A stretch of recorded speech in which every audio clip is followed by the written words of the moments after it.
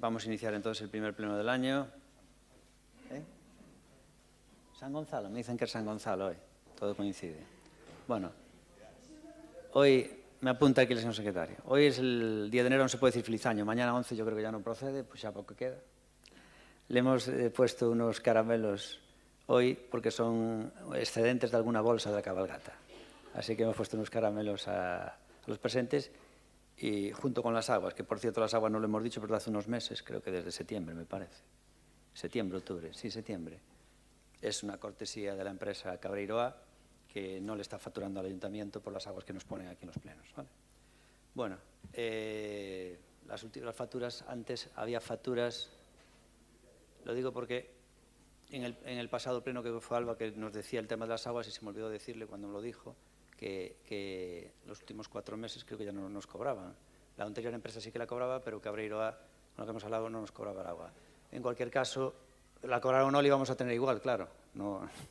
Ella supongo que la traerá de casa. ¿No? ¿Traes el termo? Ah, traes el termo, bien. Ella no utiliza agua de esta, ¿vale? Muy bien. Pues vamos entonces ya que posto en coñecemento o tema das actas. Non temos ninguna acta, non, señor secretario? Hoxe. Non, hoxe non. Porque se aprobaron el anterior, non, supongo. Sí. Bueno, pues entonces, punto número 1, posto en conocimiento de resolución ditadas desde a data de celebración do último pleno. Punto número 2, posto en conocimiento do escrito presentado por dona Sonia Ogando Vázquez, portavoz do Grupo Municipal do Partido Popular, comunicando con don Francisco Javier Rodríguez Nova González, incorporase ao dito grupo tras o seu nomeamento como concelleiro no pleno do pasado 13 de decembro. Punto número 3, posto en conocimiento do escrito presentado por don Francisco Javier Rodríguez Nova González, comunicando a súa integración no Grupo Municipal do Partido Popular tras o nomeamento como concelleiro no pleno do pasado día 13 de decembro. Punto número 4, posto en conocimiento do escrito presentado polos concelleiros electos do Partido Popular que tras a incorporación do concelleiro don Francisco Javier Rodríguez Nova González comunican como queda integrado o grupo. Punto número 5, posto en conocimiento do informe de tesorería sobre o período medio de pago correspondente ao mes de novembro do ano 2024. Empezamos entón xa cas partes resolutivas na que temos unha proposta de ordenanza, despois temos 4 mocións, co cual o pleno rápido debería acabar sobre as 12 da mañá, media hora arriba, media hora abaixo, máis ou menos. Entón, parte resolutiva, empezaremos co 6.1, sería a ordenanza xeral da contribución especiais para ampliación do servicio público de prevención e extinción de incendios. Vai explicar a concelleira Tamara Silva a nosa proposta. Ten a palabra previamente o señor secretario. Gracias. Dictamen da Comisión de Pleno. De conformidade coa proposta da Concellería de Facenda de 3 de xaneiro de 2025, a Comisión de Pleno, por 4 votos a favor do Grupo Municipal de Democracia Ourensana e 5 abstencións do Grupo Municipal do Partido Popular, do Grupo Municipal do PSDG-PSOE e do Grupo Municipal do Bloque Nacionalista Galego, adopta o seguinte acordo. Dictaminar favorablemente e elevar ao pleno a seguinte proposta. Primeiro, aprobar provisionalmente a ordenanza fiscal xeral das contribucións especiais para a ampliación do Servicio Público de Prevención e Extinción de Incendios e Salvamento do Concello de Ourense, que figura como anexo do presente acordo. Segundo, de conformidade co disposto no artigo 17.1 do texto refundido da Lei de Facendas Locais, o presente acordo provisional, así como o texto da ordenanza fiscal anexa ao mesmo, exporase ao público no tabuleiro de anuncios deste Concello durante o prazo de 30 días hábiles a fin de que os interesados poidan examinar o expediente e presentar as reclamaciones que estimen oportunas. Terceiro, dita exposición ao público anunciarase no Boletín Oficial da Provincia de Ourense en uno dos diarios de maior difusión da mesma e comenzará a contar o seu prazo a partir do día seguinte aquel en que teña lugar a última das devanditas publicacións. Cuarto, en caso de non presentarse reclamacións durante o período de exposición pública, de conformidade co disposto no artigo 17.3 do mesmo texto legal, entenderase definitivamente adoptado o acordo a tantón provisional sin necesidade de novo acordo plenario. Quinto, o acordo definitivo de imposición e ordenación da contribución especial e o texto íntegro da ordenanza fiscal deberá ser publicado no Boletín Oficial da Provincia de Ourense, producindo efectos o día seguinte ao da súa publicación e permanecendo en vigor ata a desaparición do obxecto do mesmo ou ata a súa modificación ou derogación expresas. Moi ben, pois empezamos xa co turno de debate. Tamara Silva, por favor, e a exposición defendendo o grupo de goberno desta proposta, cando queiras. Bueno, moi bons días a todos, bons días, señor alcalde. O que traemos aquí, como acaba de ler o señor secretario, é a aprobación dunha ordenanza fiscal xeral de contribucións especiais para a ampliación do servicio público de extinción de incendios e de salvamento do Concello de Ourense. Precisar primeiro que quere decir isto de contribución especial. Trátase dun tributo que grava a un sector específico por recibir un beneficio específico por unha mellora que realiza o Concello de Ourense, trasladado a isto. O Concello de Ourense fai melloras no servizo de extinción de incendios, xa sexa nas súas infraestructuras ou no equipamento a bombeiros e demais, o que quere decir que vai haber menos accidentes ou estes van a ser menos graves, que beneficia directamente as aseguradoras porque van a ter que pagar menos indemnizacións. Por iso este tributo recaería especificamente sobre este sector porque é un beneficio específico deles. É o que quere decir esta ordenanza de contribucións especiais.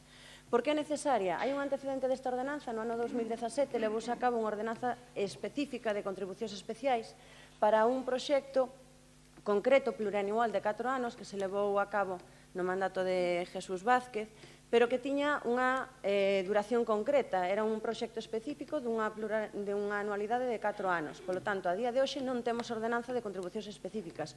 Non existe, dai a importancia de aprobar unha ordenanza de contribucións específicas.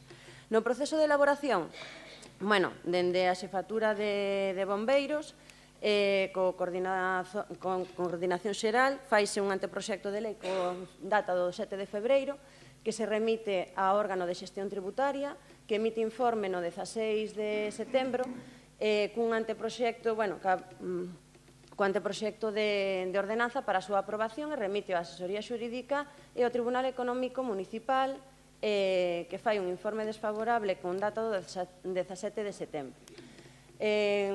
Mandado por a Consellería de Facenda, a Coordinación Xeral realiza un informe de aprobación da ordenanza respondendo ás suxestións que fai o TEA,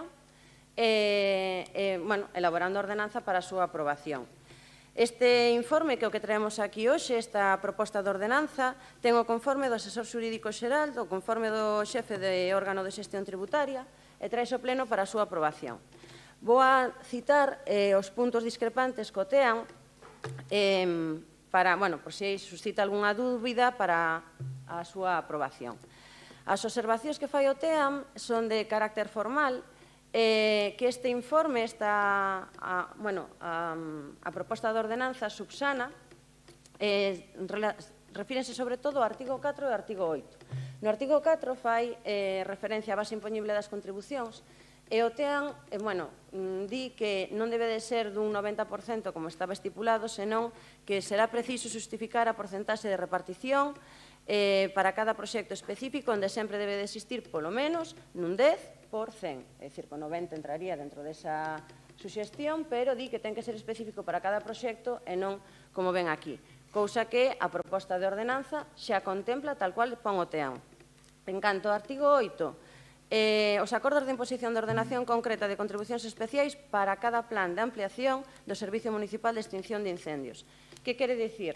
Que debemos de recoller unha imposición concreta ou as ampliacións ou subsanacións das modificacións deben ser en cada caso concreto.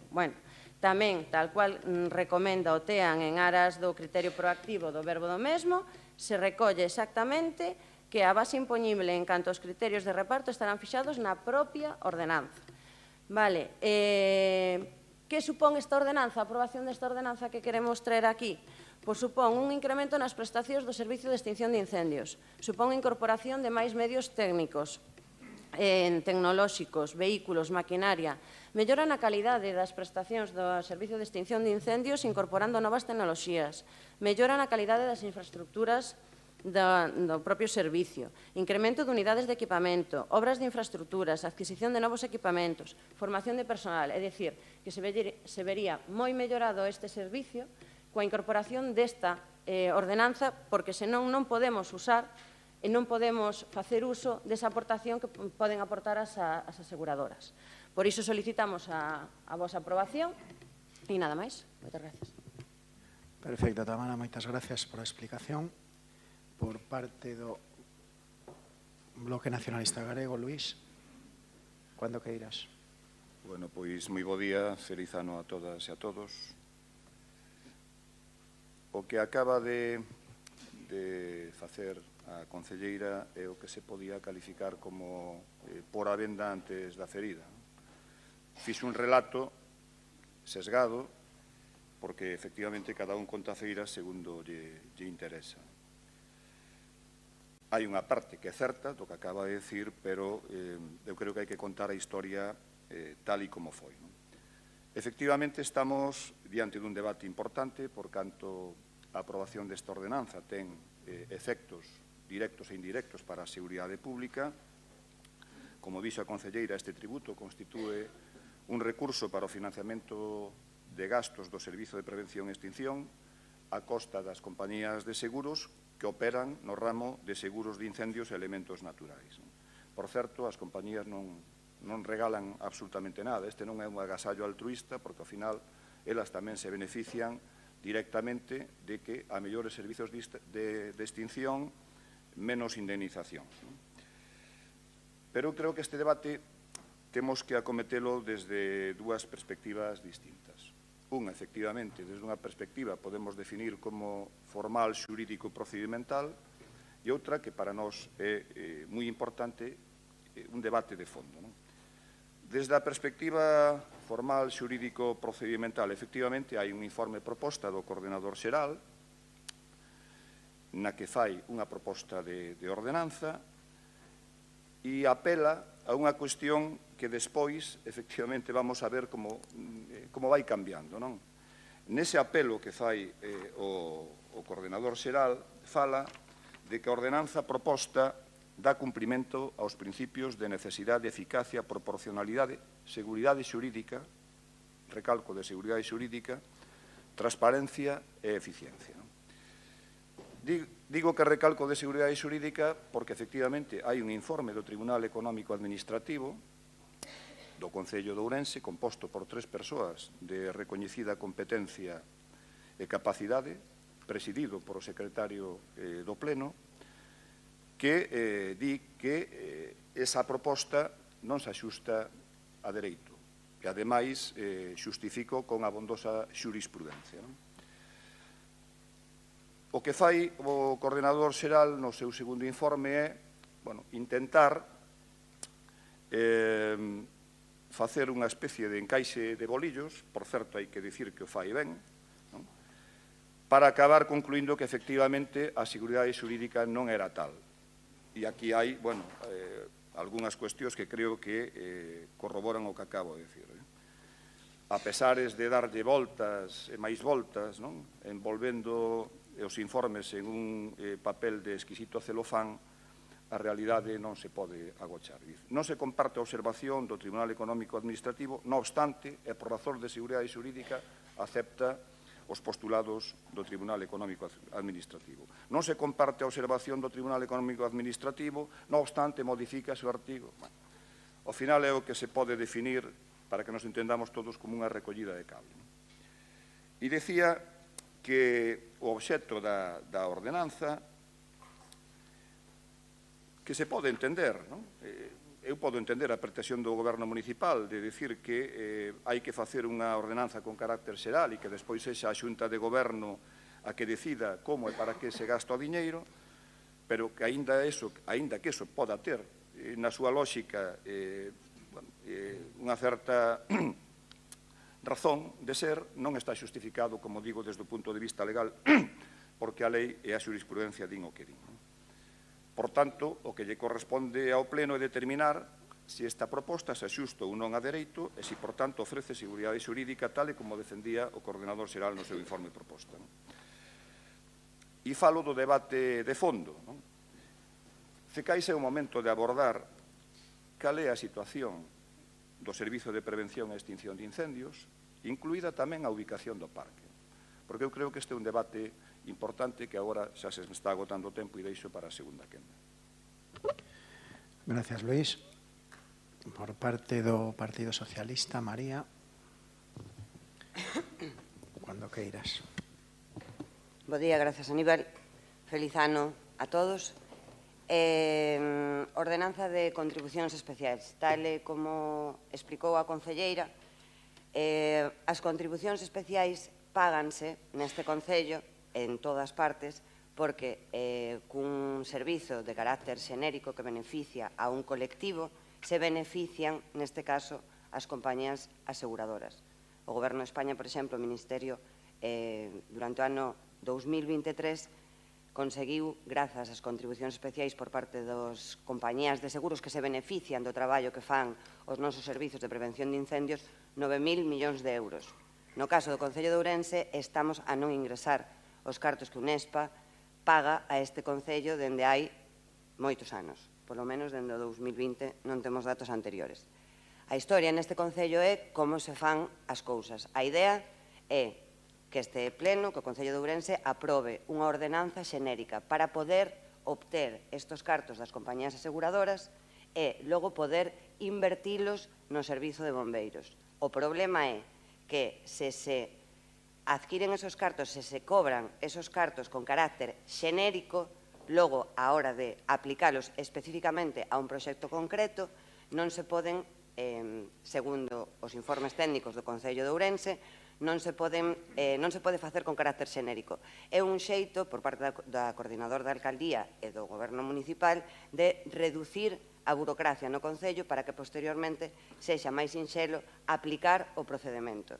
Pero se ti, cando estableces no Concello de Ourense un procedemento xenérico, non tes en conta aos distintos servizos que interveñen no Concello, logo isto non se vai a poder aplicar. Entón, o problema neste Concello é o de sempre. A idea é boa, porque todo o que sexa un beneficio para o servizo de extinción e prevención de incendios que ten actualmente moitas carencias sería extraordinario. E tal e como dixo a concelleira, se realmente se incrementasen as prestacións, os medios técnicos e tecnolóxicos, se mellorase a calidade das infraestructuras e se fosen a adquirir novos equipamentos, isto sería unha boa idea. Pero ti non podes facer intentar diminuir a carga burocrática dunha administración sen ter en conta aos distintos servizos que participan nesta administración pública. Porque se non están de acordo nin o Tribunal Económico Administrativo porque carece de seguridade xurídica ordenanza e che están a decir que así non se pode facer, isto non se vai a poder aplicar para reducir os prazos no futuro. É única e exclusivamente porque comenzan o exercicio financiero no mes de setembro. Se o fixésemos en xaneiro, febreiro ou marzo, o mellor sí que se podería facer. Tamén sería interesante que no servizo en concreto de extinción de incendios se comezase por pagarlle os bombeiros da nosa cidade. Por lo tanto, dende o Partido Socialista consideramos que os procedementos administrativos son complexos. A reducción das cargas burocráticas é moi interesante, como podería ser a digitalización da administración.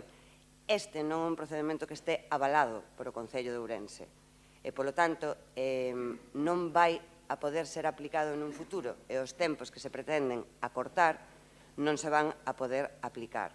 E levamos sen ingresar o diñeiro das aseguradoras que poderían mellorar o servicio de extinción de incendios dende hai máis de 6 anos.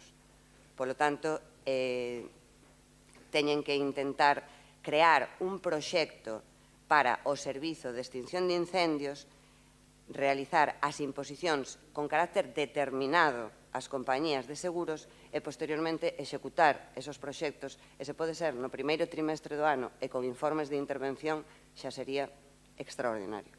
Grazas. Moitas gracias, María. Por parte do Partido Popular, vai a ser Sonia. Cuando queiras. Gracias, Aníbal. Muy buen día y feliz año a todos. Esta ordenanza que se trae al Pleno para aprobación provisional creemos que está bastante completa y contiene un buen articulado. Pero también es verdad que al estudiar el expediente nos surgen algunas dudas sobre los informes obrantes en él. Voy a intentar ser lo más breve posible, voy a ir al grano porque tras las intervenciones de mis compañeros no voy a repetir todo lo que tenía aquí preparado, entonces voy a hacer 4 matizaciones. Este expediente comienza con una providencia de incoación elaborado por el coordinador general. Seguidamente se emite un informe propuesta por el órgano de gestión presupuestaria, que es favorable. En el apartado de tramitación del expediente considera necesario, entre otros, un informe de fiscalización de intervención, que no consta en este expediente. Y aquí nos encontramos con la primera duda. Seguimos con el dictamen sobre el proyecto de esta ordenanza por el TEAM, que es el Tribunal Económico Administrativo Municipal. Es un dictamen de carácter preceptivo, pero no es vinculante. se hace un análisis exhaustivo del texto con observaciones en varios artículos y finaliza con una conclusión sobre lo que se debería modificar, siendo un informe desfavorable. Pero, por último, se emite un informe del Coordinador General que está firmado por el jefe del órgano de gestión tributaria en funciones, por el asesor jurídico general en funciones, quedando así solucionado el requisito de una emisión de un informe de asesoría jurídica, y en este informe se motivan todas las consideraciones en las que se discrepan con el dictamen del TEAM. Aquí también nos surgen algunas dudas, pero es de carácter interpretativo, y analiza y motiva por qué considera que el informe de fiscalización de intervención no es preceptivo. Para concluir y para no repetir lo mismo que dijeron mis compañeros, tenemos algunas dudas, pero el Coordinador General reformula el anteproyecto elaborado en su día, introduciendo modificaciones puntuales para garantizar la seguridad jurídica en vista de las observaciones del dictamen del Tribunal Económico Administrativo Municipal, y además motiva y fundamenta por qué no considera preceptivo el informe de fiscalización de intervención. Gracias.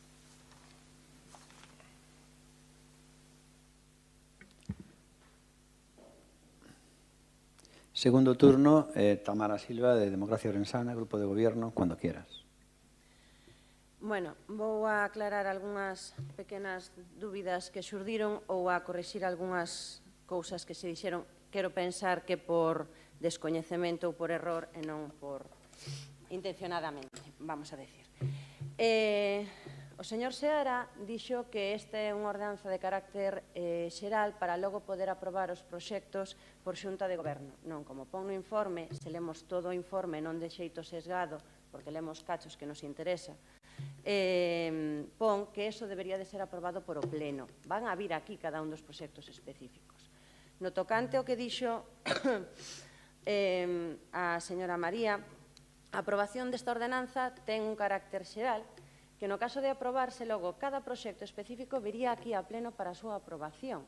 Non é que non sirva para logo aplicarse. Se nós aprobamos esta ordenanza fiscal, queda de base porque é unha ordenanza xeral e logo solamente temos que aprobar un proxecto específico que se base nesta ordenanza e que ven aquí a pleno para a súa aprobación. E non ten os mesmos procesos de elaboración, os mesmos procesos administrativos, a elaboración dunha ordenanza que a elaboración dun proxecto específico. Coa base desta ordenanza xeral, logo elaboramos un proxecto específico en cada caso que traeremos aquí a pleno, pero non temos que traer a aprobación dunha ordenanza xeral. Os procesos administrativos son completamente diferentes. No tocante, que xa dixeron varios, bueno, xeral os tres grupos, todas as aportacións que fai o TEAM foron contempladas neste informe e foron subsanadas. E no caso de, o SOE que fai mención a que non hai informe de intervención, como logo explicou a señora Sonia, é que non é preciso, é que hai unha sentenza do Tribunal Superior de Xustiza, non é que o diga eu ou que o diga, non, hai unha sentenza do Tribunal Superior de Xustiza de Castilla-La Mancha que dice que non é necesario. Leo textualmente, do 13 de abril de 2022, non se encuentra en dicho Real Decreto precepto alguno que establezca que el interventor haya de emitir informe previo de la aprobación o modificación de las ordenanzas. Non é preciso o informe, por iso non está. Nada máis que engadir, contamos coa voso apoio para a súa aprobación porque entendo que polo que dixeron ambos os tres grupos ven os beneficios que se pode obter para a nosa cidade, para a nosa seguridade, a aprobación desta ordenanza. Nada máis. Gracias, Tamara. A continuación, Luis Seara del BNG. 4 minutos. Luis, cando queiras. Ben, algunhas precisións. Reducir a burocracia non pode implicar en ningún caso a conculcación da norma, non? E aquí xa temos experiencia abondo de como se pode conculcar a norma para reducir a burocracia, os bonos do comercio, por exemplo. Falaba a concelleira de que non é preceptivo o informe do interventor. Bueno, é cuestionable. Vostedes falan dunha sentencia do Tribunal Superior de Xustiza de Castela-A Mancha, por certo, danlle carácter de xurisprudencia cando lle interesa, e cando non lle interesa cuestionan a xurisprudencia ao Tribunal Supremo e hai que ir simplemente ao expediente. Mire, efectivamente, vostedes modificaron o punto de partida e modificaron o punto de partida en base as discrepancias do Tribunal Económico Administrativo, que din que tiña que existir un acordo de ordenación anual aprobada polo Pleno, non un acordo de imposición como era o que figuraba no informe proposta do coordenador xeral. Ben, e vamos ao debate de fondo. Mire, eu falaba de que igual é o momento de abordar cal é a situación do Servizo de Prevención e Extinción e mesmo a ubicación do parque, non? E eu fagome unha pregunta. Ten Ourense un corpo de bombeiros ben dimensionado e aquelado á nosa realidade? Bueno, pois eu creo que a resposta é non. E a resposta é non porque agora mesmo hai 54 efectivos e na RPT figuran 68. Por certo, gustaríame o concelleiro, que está pendente do teléfono, nos explicara para cando vai a sair esas 14 plazas da oferta de emprego público. E tamén, por certo, cando se lle vai pagar os bombeiros o que se halla de veda? Estamos a falar de unha plantilla a que se halla de vedan as dietas do ano 23 e 24, a nocturnidade, festividade de vacacións e extra do ano 2023 e 24, e a maiores o diñeiro e produto das sentenzas. Cantidades que andan de media por 40.000 euros por persoa, algún a debedanse 55.000 euros, nada despreciable cifra, e a pesar diso, se algo teñen demostrado é a súa enorme capacidade e profesionalidade. E digo que tamén este diñeiro ten que servir ou debería servir para mellorar os medios materiais tamén. Hai, como se sabe, que seguir con un proceso de renovación dos vehículos, dado que algún está moi vello e xa non se utiliza. Hai 2 días que os bombeiros empezaron a facer o curso de formación para poder utilizar esta motobomba que acaba de chegar. E, por certo, tamén unha cuestión, que pasa con eses máis de 4 millóns de euros que están inmovilizados procedentes do UNESPA? Como é posible que a día de hoxe non se xestionara ese diñeiro? E pensamos, por certo, que en algún momento deberíamos falar dunha outra ubicación do Parque dos Bombeiros. Por unha parte, pensar na construción dun edificio en un sitio distinto que reúna todas as condicións exixibles, un edificio que sexa funcional ás necesidades das bombeiras e dos bombeiros, mas tamén desde o punto de vista urbanístico, por canto actual está nunha zona de interese termal en a que está previsto o futuro desenvolvemento de proxectos estratégicos. Por tanto, eu creo que estas son cuestións que tamén hai que abordar, deberíamos de abordar en algún momento, espero que non a moi tardar, e en todo caso, nos ímonos a abster. Muy bien. Cristina. María, perdón. María.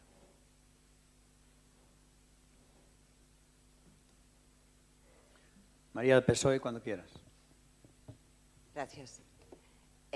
O tema é, aprobación desta ordenanza con carácter provisional, ordenanza de carácter xeral, vai a servir para mellorar o servizo de extinción de incendios do Concello de Ourense, do xeito que sea, para mellorar os seus medios técnicos, para que consigan mellores infraestructuras, dende logo non para solucionar o tema dos pagos que se lla debedan o Servizo de Bombeiros. Este é o xeito, a idea do Goberno Municipal formulada exclusivamente a través do coordinador da alcaldía, que o seu propio nome indica que debería de coordinar aos distintos servizos do Concello de Ourense, e os servizos do Concello de Ourense non están de acordo con esta ordenanza para o obxectivo que queren conseguir. Esta ordenanza, este é o xeito no que se pode destinar os cartos das compañías aseguradoras ao servizo de extinción de incendios. O Goberno Municipal indica que sí, que esta é a maneira na que, de xeito máis eficaz, óptimo, con menores cargas burocráticas e de xeito máis eficiente, desta maneira poderíase mellorar e dotar de novos medios técnicos, económicos e materiais ao servicio de extinción de incendios. dende un punto de vista da seguridade xurídica, do procedimento administrativo e a nivel fiscal, porque dirá a sentencia do tribunal de non sei onde, o que sexa, pero se o informe de intervención fose a ser favorable, seguramente esta ordenanza estaría informada por a intervención municipal e non andarían buscando excusas sen que ninguén llas pida, porque ninguén llas pediu, para que non informe a intervención municipal esta ordenanza, se fose a ser favorable.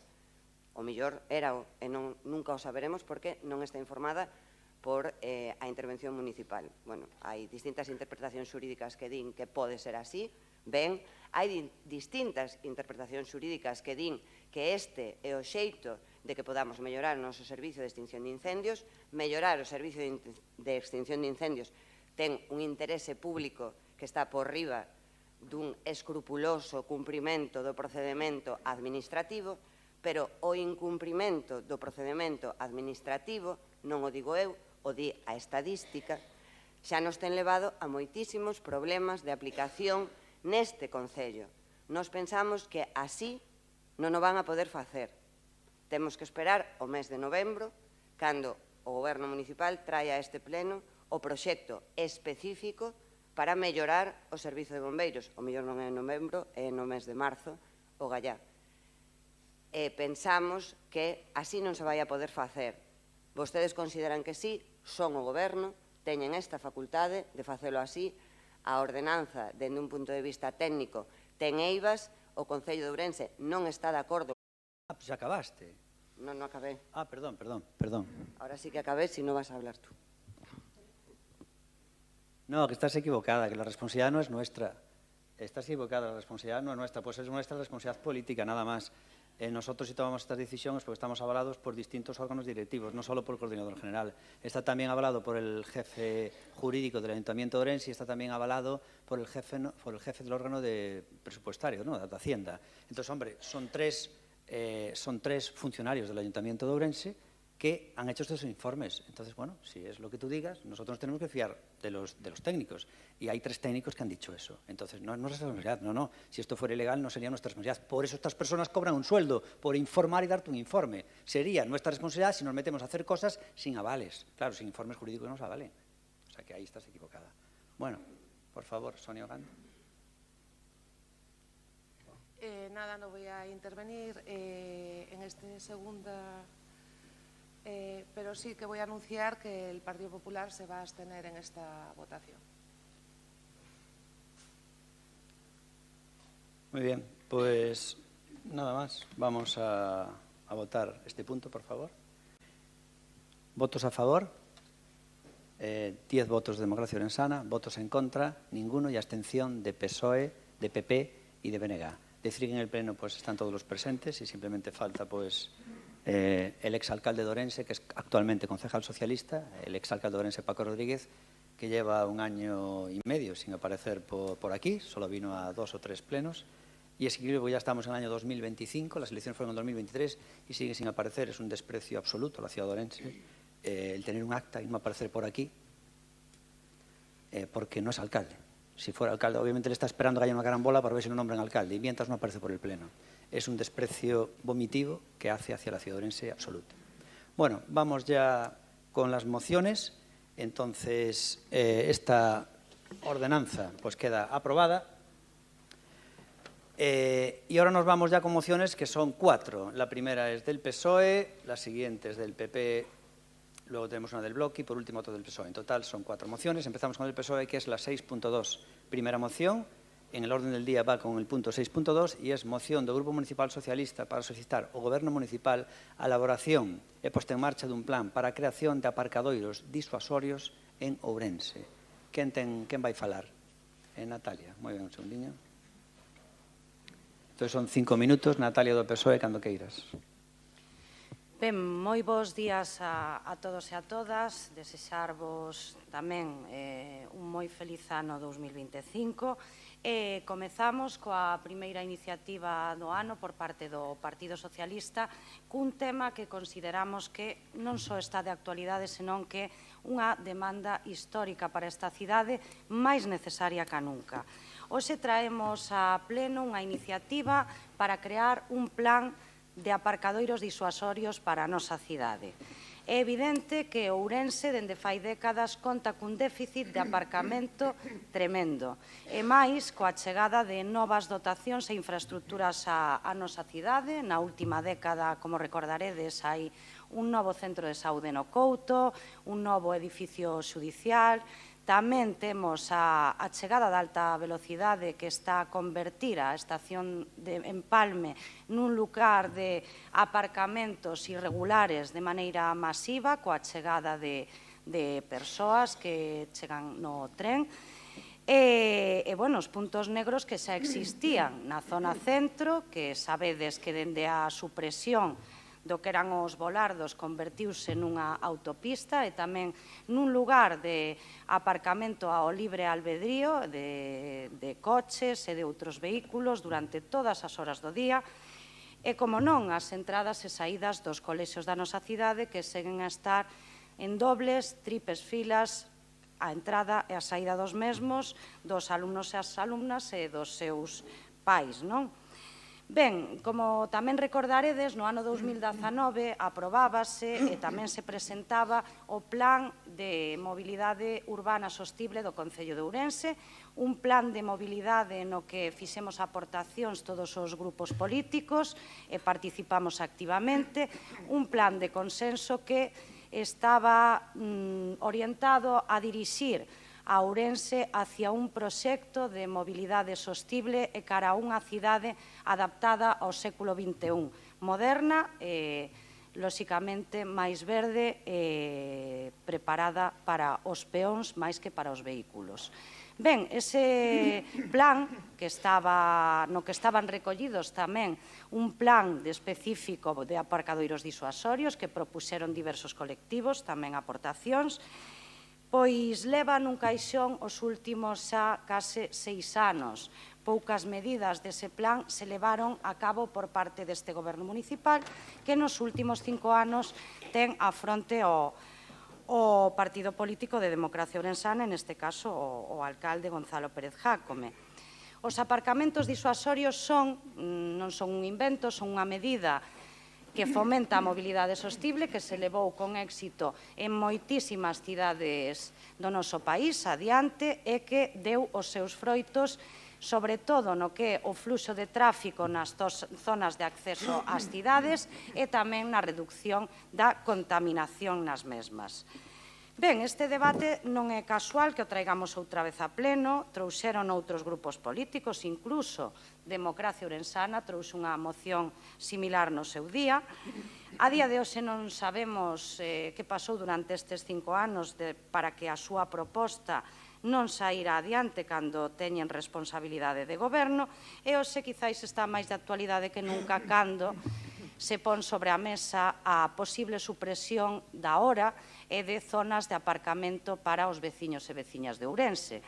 Para nós ten que haber alternativas de aparcamento antes de tomar decisións que repercuten á cidadanía, a poder ser asequibles tamén para o peto dos cidadáns e que leve aparellado o fomento do transporte público, que tamén é unha asignatura pendente e que vemos que cada día o transporte público no Concello de Ourense, o servizo de transporte urbano, vai a peor, desgraciadamente. A pesar de ter unha nova flota, a pesar de que o goberno municipal di que os novos vehículos son moi modernos, a realidade que viven e vivimos todos os veciños e veciñas é que os autobuses, as frecuencias, as chegadas, as saídas, as condicións nas que viaxamos son cada día peores.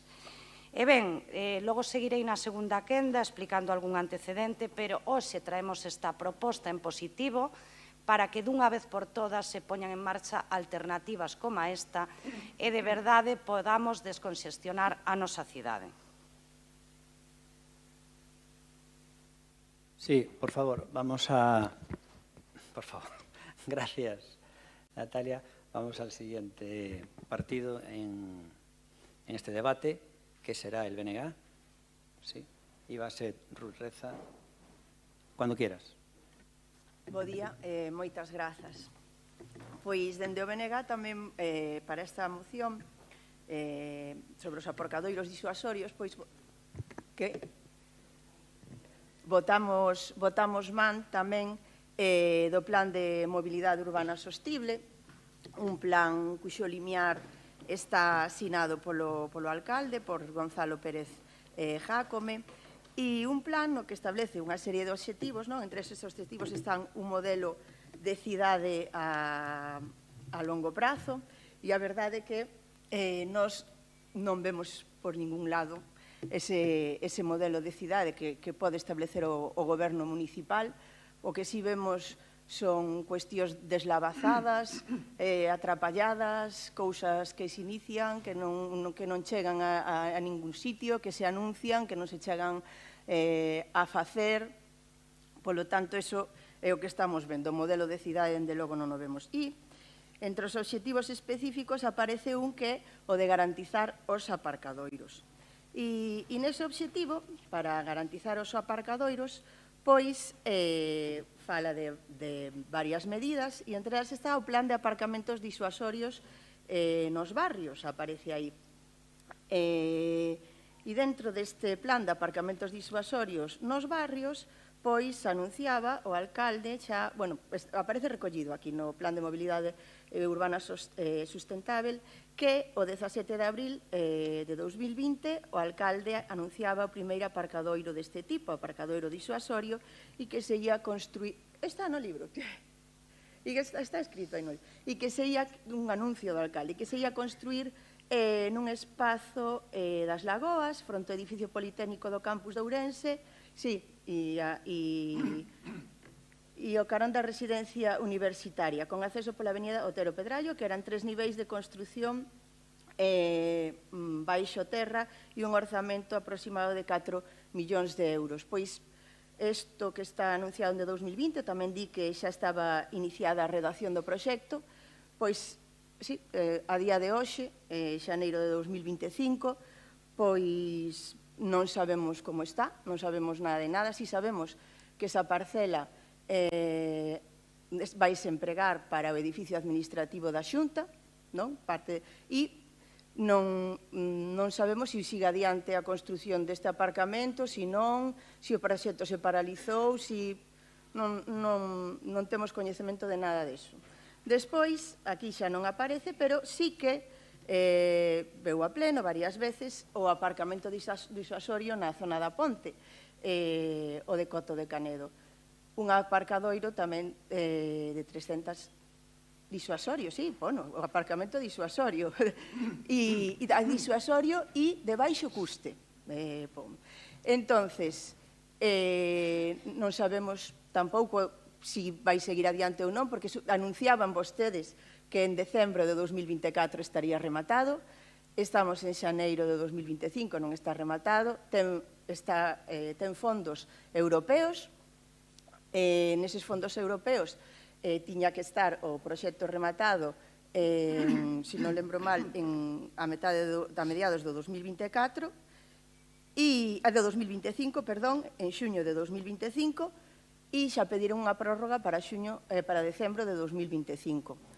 Tamén queríamos saber se vai adiante, se non, porque aí non se moveu ningunha pedra, non sei que pasa co proxecto básico, se xa se redactou, se non, se xa se lle deu ok o proxecto básico, non temos coñecemento do proxecto de execución, supoño que estará en proceso de redacción, ao mellor non, porque aínda non ten ok o proxecto básico, pero vamos cun pouco, van vostedes, cun pouco de retraso. E despois tamén fala, en relación aos aparcamentos, que debería haber unha segunda ronda de aparcadoiros, que serían os rotatorios para os residentes no centro urbano ou quen precise acceder realmente ao centro co seu vehículo. E, ademais desta segunda ronda de aparcamentos, dos aparcadoiros ou rotatorios, tamén fala de que habería que revisar o que hai e como funciona en relación aos aparcadoiros. E fala tamén aí da hora, da zona azul, que di que se considera necesaria, polo que habería que definir novas zonas reguladas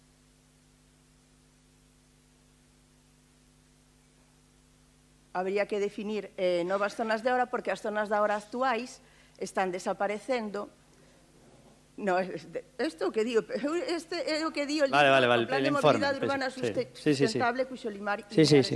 Entonces, porque están desaparecendo, porque están sendo porque estaban en zonas que agora son zonas de acceso restringido, son zonas nas que se favorece ao peón. Non, entonces... Pasaron os minutos. Pois queremos saber cal é o plan que ten vostede, o plan B. Vale, moitas gracias. Muy bien. Bien, ahora, por favor, el Partido Popular es... Inma, por favor. Buenos días a todos y a todas. Buenos días, señor alcalde. Esta moción que presenta hoy en el Pleno el Partido Socialista nos suena, más bien nos resulta familiar. Y no es porque desde el Partido Popular defendemos y estemos familiarizados con políticas de sostenibilidad, de transporte público eficiente cada vez que gobernamos, y no solo porque lo implante en sus medidas la Xunta, en estas formas de sostenibilidad en sus políticas, sino que en este Pleno y este Grupo Municipal han traído a Pleno múltiples propuestas sobre este tema. Y las he traído yo personalmente hace unos meses en una moción relativa a este tema. Y me alegro, por cierto, que por fin el Partido Socialista haya entendido que es necesario seguir haciendo presión para que estas medidas las acate de una vez este Gobierno.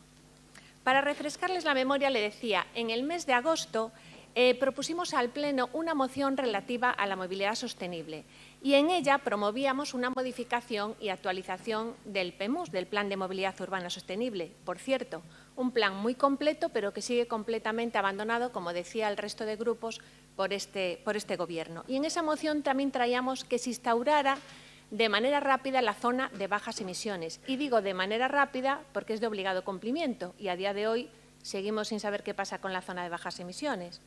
Y luego pedíamos una mejora del transporte público, que fuera más eficiente y que atendiera a las demandas de nuestros vecinos. También pedíamos en esta moción la puesta en marcha de aparcamientos disuasorios, una medida que iba incluida en esta moción y que también consideramos que es una medida completamente necesaria. Y es una medida que no solo se quedó ahí, sino, como ustedes bien explican en su moción, a raíz del anuncio del señor alcalde de la supresión de la hora, que no es la primera vez que anuncia esta medida, desde el Partido Popular pedíamos de manera reiterada informes técnicos, informes jurídicos que avalaran esta decisión. Porque lo que no podemos es suprimir, acabar o cerrar servicios de los ciudadanos sin ofrecer primero alternativas. Porque de esto es de lo que va la política municipal, de proponer soluciones, de proponer alternativas a nuestros vecinos, y así lo entendemos desde el Partido Popular. De hecho, el 16 de diciembre el Partido Popular poníamos en prensa que pedía al Concello que habilitara aparcamientos disuasorios, porque realmente vemos que es una falta clara en nuestra ciudad. Así nos lo remiten nuestros vecinos, así lo sufren, no solo ellos, sino también personas que vienen a trabajar, turistas, personas que quieren acceder a nuestro comercio desde las villas. Es necesario que se habiliten estas zonas. Pero ahora mismo ya hay mucha gente que está utilizando el parking del Carrefour, que lo dejan para ir a trabajar, Espourense, el parking de Vistahermosa, el Couto, para luego coger un bus o utilizarlo entre dos personas para luego venir en transporte público. Lo que nos indica esto es que la gente necesita, utiliza y demanda aparcamientos disuasorios que el ayuntamiento no le da. Entonces, ¿qué hace la gente? Buscar alternativas que el Concello no le da, señor alcalde.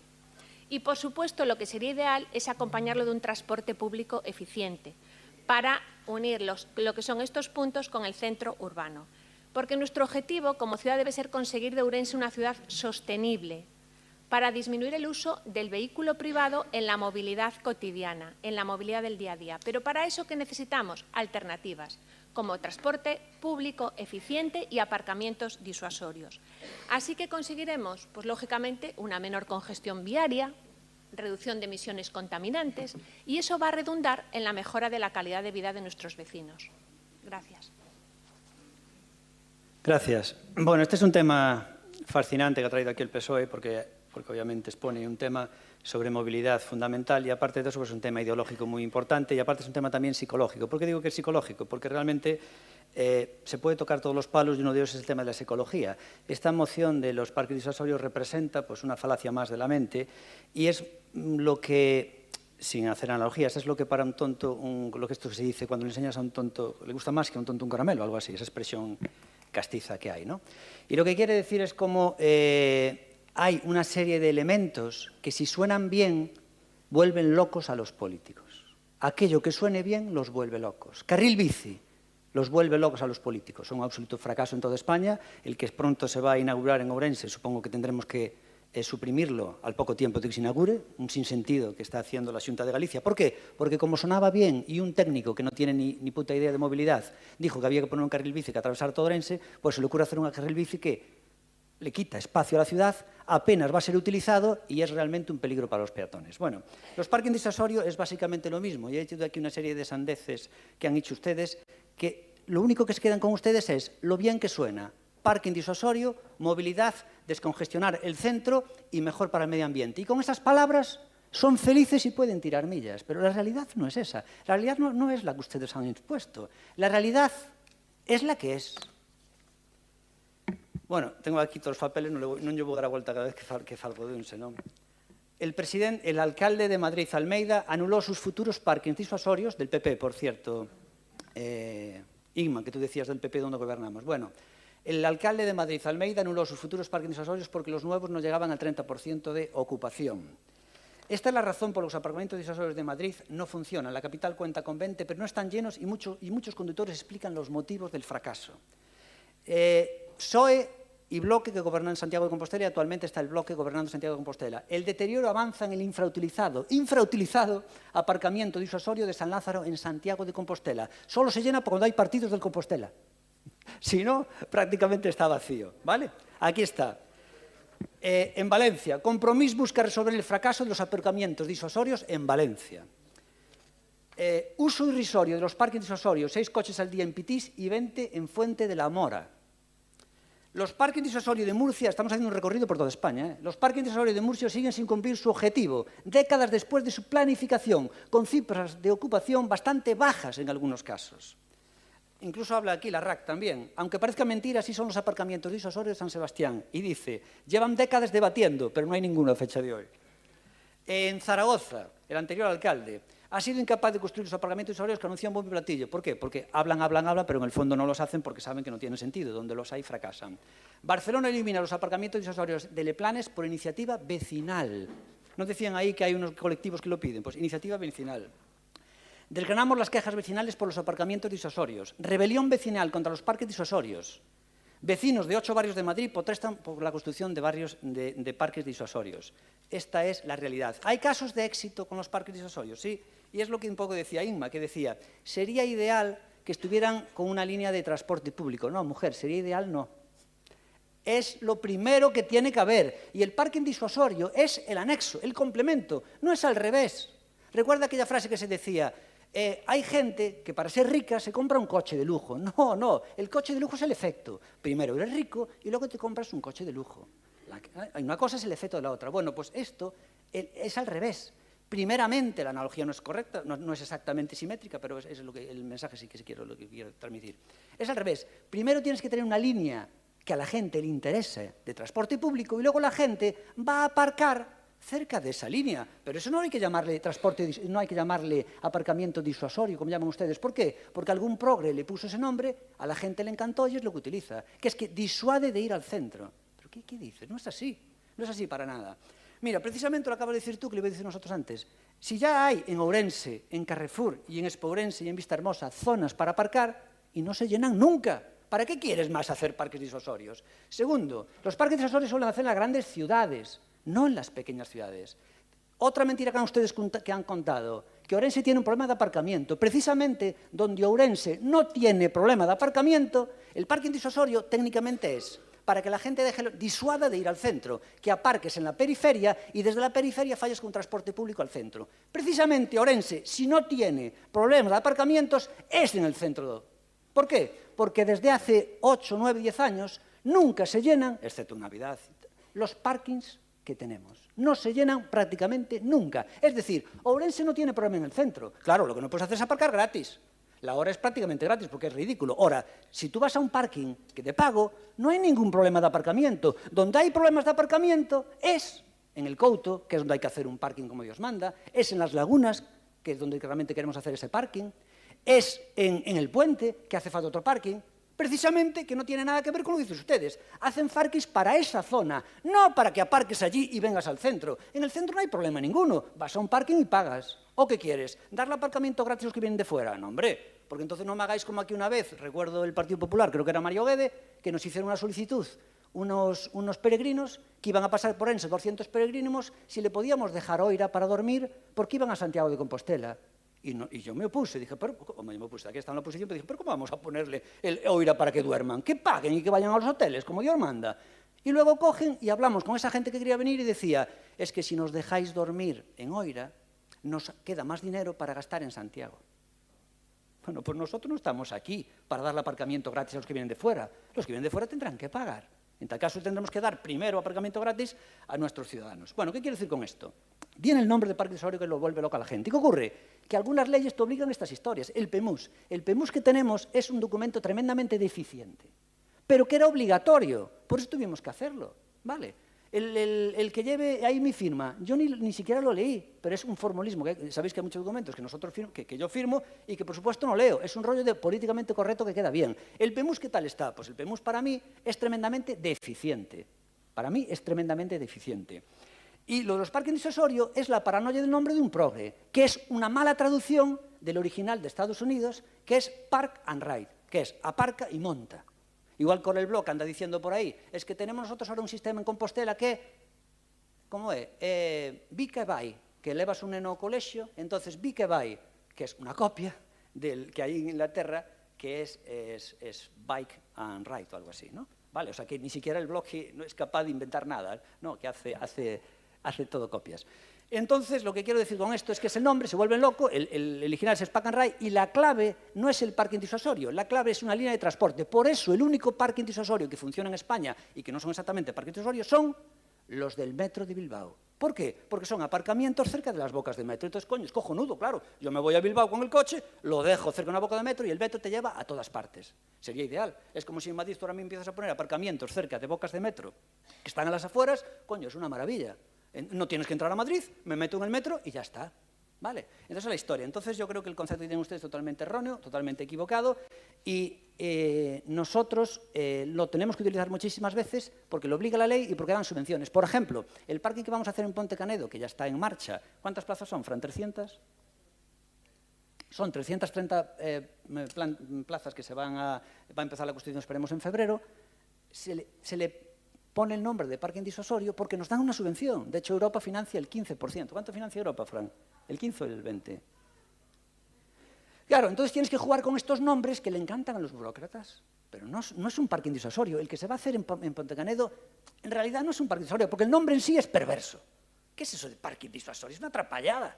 Y tampoco va a utilizar la función de Park and Ride. La gente no va a dejar el coche en el puente y luego dice, me voy al centro de Orense, lo voy a dejar en el puente y después voy en autobús. Nadie va a hacer eso, hombre. Nadie va a hacer eso, porque no te compensa. No te compensa. O sea, voy a buscar a alguien al colegio, Salesiano Samarista. Pues dejo el coche aparcado en Vistahermosa, voy en bus, traigo a mi niño y después ya nos marchamos. Nadie hace ese rollo, hombre. La gente mete el coche aunque tenga que pagar un poco, ¿no? Y realmente, si lo que queréis hacer es quitar los coches de la ciudad, echarle huevos y hacer lo que hace Manchester o Londres, que lo prohíbe. En Manchester todo el mundo utiliza el autobús. ¿Sabéis por qué en Manchester la gente utiliza todo el mundo el autobús? Porque está prohibido ir con el coche al centro. Entonces nos queda más remedio que utilizar el autobús, ¿no?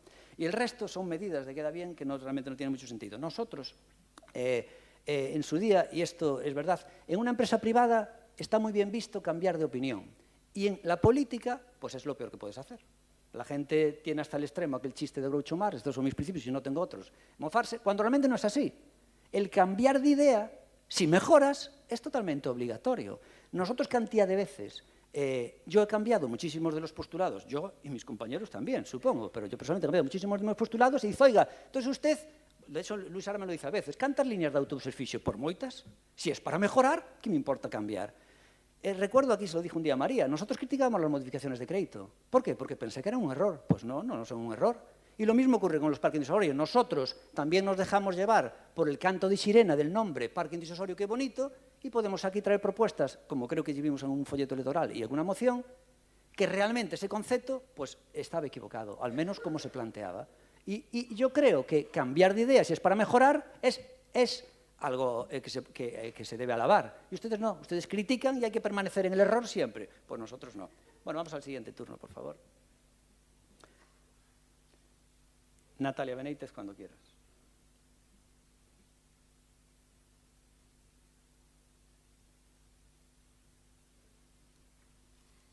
Ben, acaba de dicir vostede que Ourense é unha gran cidade, non? Pois eu creo que máis ben Ourense a vostede quedalle grande. Teño que decirlle, bueno, máis ben preguntarlle como se denomina en psicoloxía, da que vostede é experto, a unha persoa, un grupo político que aló polo mes de marzo de 2019 traía unha moción a pleno relativa á habilitación de prazas de estacionamento no auditorio municipal e á creación de aparcadoiros disuasorios en puntos de entrada á cidade, marzo de 2019, entrou a gobernar esta cidade en maio de 2019, ata o día de hoxe, fai máis de 5 anos, e agora aposta abertamente por privatizar os aparcamentos da cidade e cambiar de opinión simplemente polos seus intereses persoais económicos, non precisamente en defender o público e o peto dos cidadáns. Gustaríame saber como se chama esa teoría en psicoloxía. Ben, con respecto ao Partido Popular, decirlles que tamén lles debería sonar familiar a vostedes que aló polo ano 2013 a Xunta de Galicia presentaba un proxecto que se denominaba o Plan Sectorial de Aparcamentos Disuasorios da Xunta de Galicia, que foi presentado para que o Concello de Ourense fixera aportacións, de feito gobernaba en solitario o Partido Socialista neste Concello, e presentamos un total de 6 posibles ubicacións que se tiñan que xestionar urbanísticamente para ubicar novos aparcamentos deste tipo na cidade.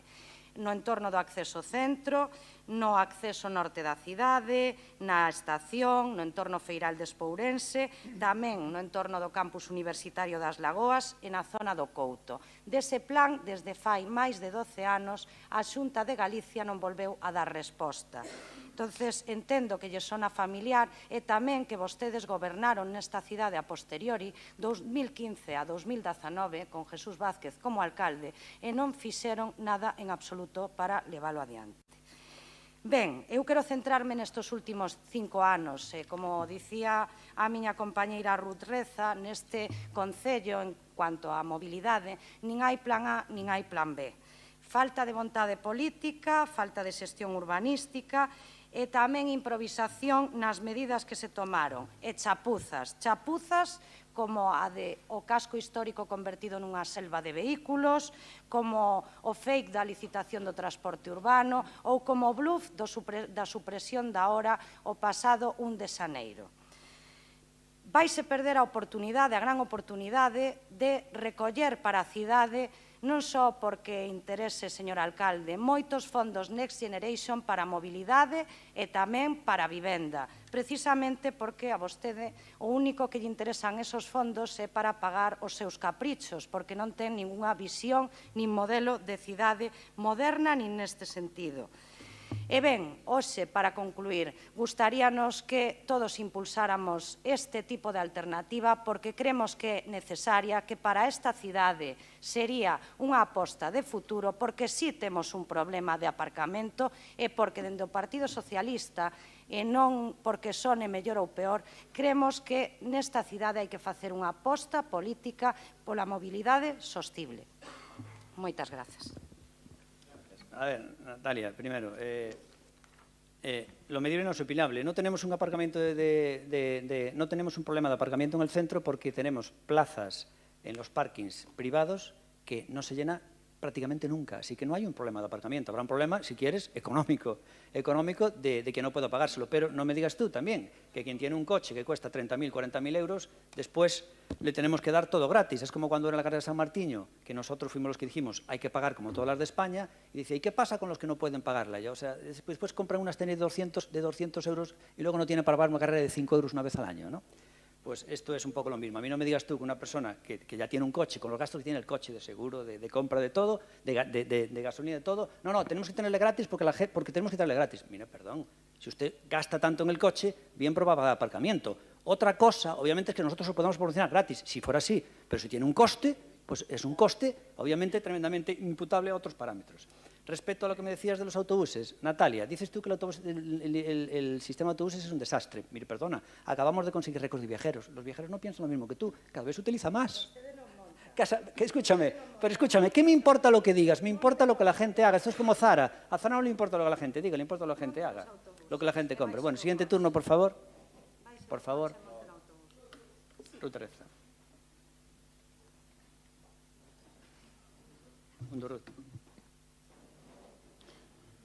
Ruth, cuando quieras. Non, que bonito é e canto sabe das outras cidades do mundo e como as coñece, non? Pero que pasa con Ourense, non? Cale o seu plan para Ourense? Falsos parkings disuasorios que ao parecer agora pois teremos que pagar eses parkings disuasorios, según o que dixo, porque son falsos parkings disuasorios, un en Canedo, outro nas Lagoas e outro no Couto. Unas Lagoas que leva 5 anos paralizado. E dice que isto que é un tema psicolóxico. Pois, dende logo que o que acontece en Pontevedra, o modelo de mobilidade que teñen en Pontevedra, non é para nada psicolóxico. É algo real, non é psicolóxico.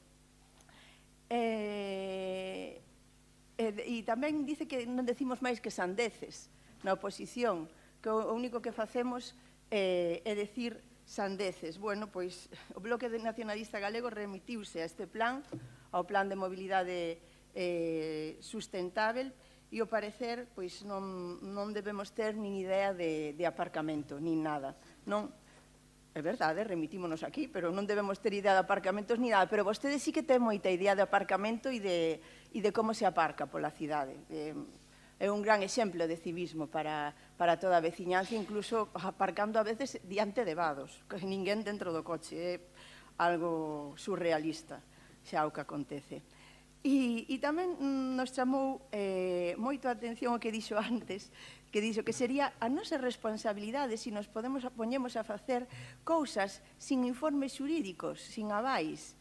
É a nosa responsabilidade. Pois entonces entendo que todo o que aconteceu na hora, que foi a verdade moi de Nadal, todo o que aconteceu na hora, porque foi como día Panxoliña, yo me remendaba, yo me remendé, yo me eché un remiendo, yo me lo quité. Así pasou coa hora. Tivo a 12 traballadores en vilo durante meses e que se suspendía a hora e ao final primeiro decían nun informe xurídico que sí, que o Concello podía, no informe xurídico dicía que o Concello podía remunicipalizar o servizo, despois vostede volveu a escribirlle a asesoría xurídica e a asesoría xurídica e dixo, vale, xa entendo, pois sí, pode suspendelo, hai que sacar un novo contrato, pero vostede pode suspendelo. E que necesidade hai, se hai que sacar un novo contrato, de suspender o que hai, se vai sacar un novo?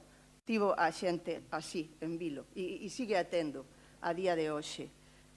E a clave de todo isto, e entendo que por aí vai, dos aparcadoiros disuasorios, é de quitar a circulación de vehículos polo centro da cidade. E vostede que dice que en Ourense que non existen problemas de aparcamento, pero é que non veñan a aparcar, que se queden fora, que non entren, eso é o que ten que pasar. Di que non hai problemas de aparcamento en Ourense, que están os parkings baleiros, non? Que non se enchen os parkings. Eu non dije vacíos, dije que non se llenan, entonces non hai un problema de aparcamento. Entonces ahora xa entendemos polo que quitou agora. A xente que pague, non, que pague máis para aparcar, que se enchan eses parkings. E non, claro, aí está, non? Que se enchan eses parkings. Eu tampouco podo creer, pero a clave é que non, tampouco podo creer o que lle escoito a vostede cando fala. Non me lo podo creer, porque ¿cómo puedes defender la hora? Precisamente, además, en el PEMUS dice que hay que ampliar la hora. Si después estamos hablando de parking disuasorios para que los coches no entren al centro. Es decir, por un lado no queremos que los coches vengan al centro, pero por otro lado defendemos la hora, que es aparcar en el centro y donde los coches hacen tráfico de agitación, que son coches buscando dónde aparcar. Es totalmente contradictorio. Tú no puedes estar a favor de los aparcamientos disuasorios y al mismo tiempo de la hora. Es contradictorio. No puedes. Por eso te estaba yo alucinando cuando te estaba escuchando.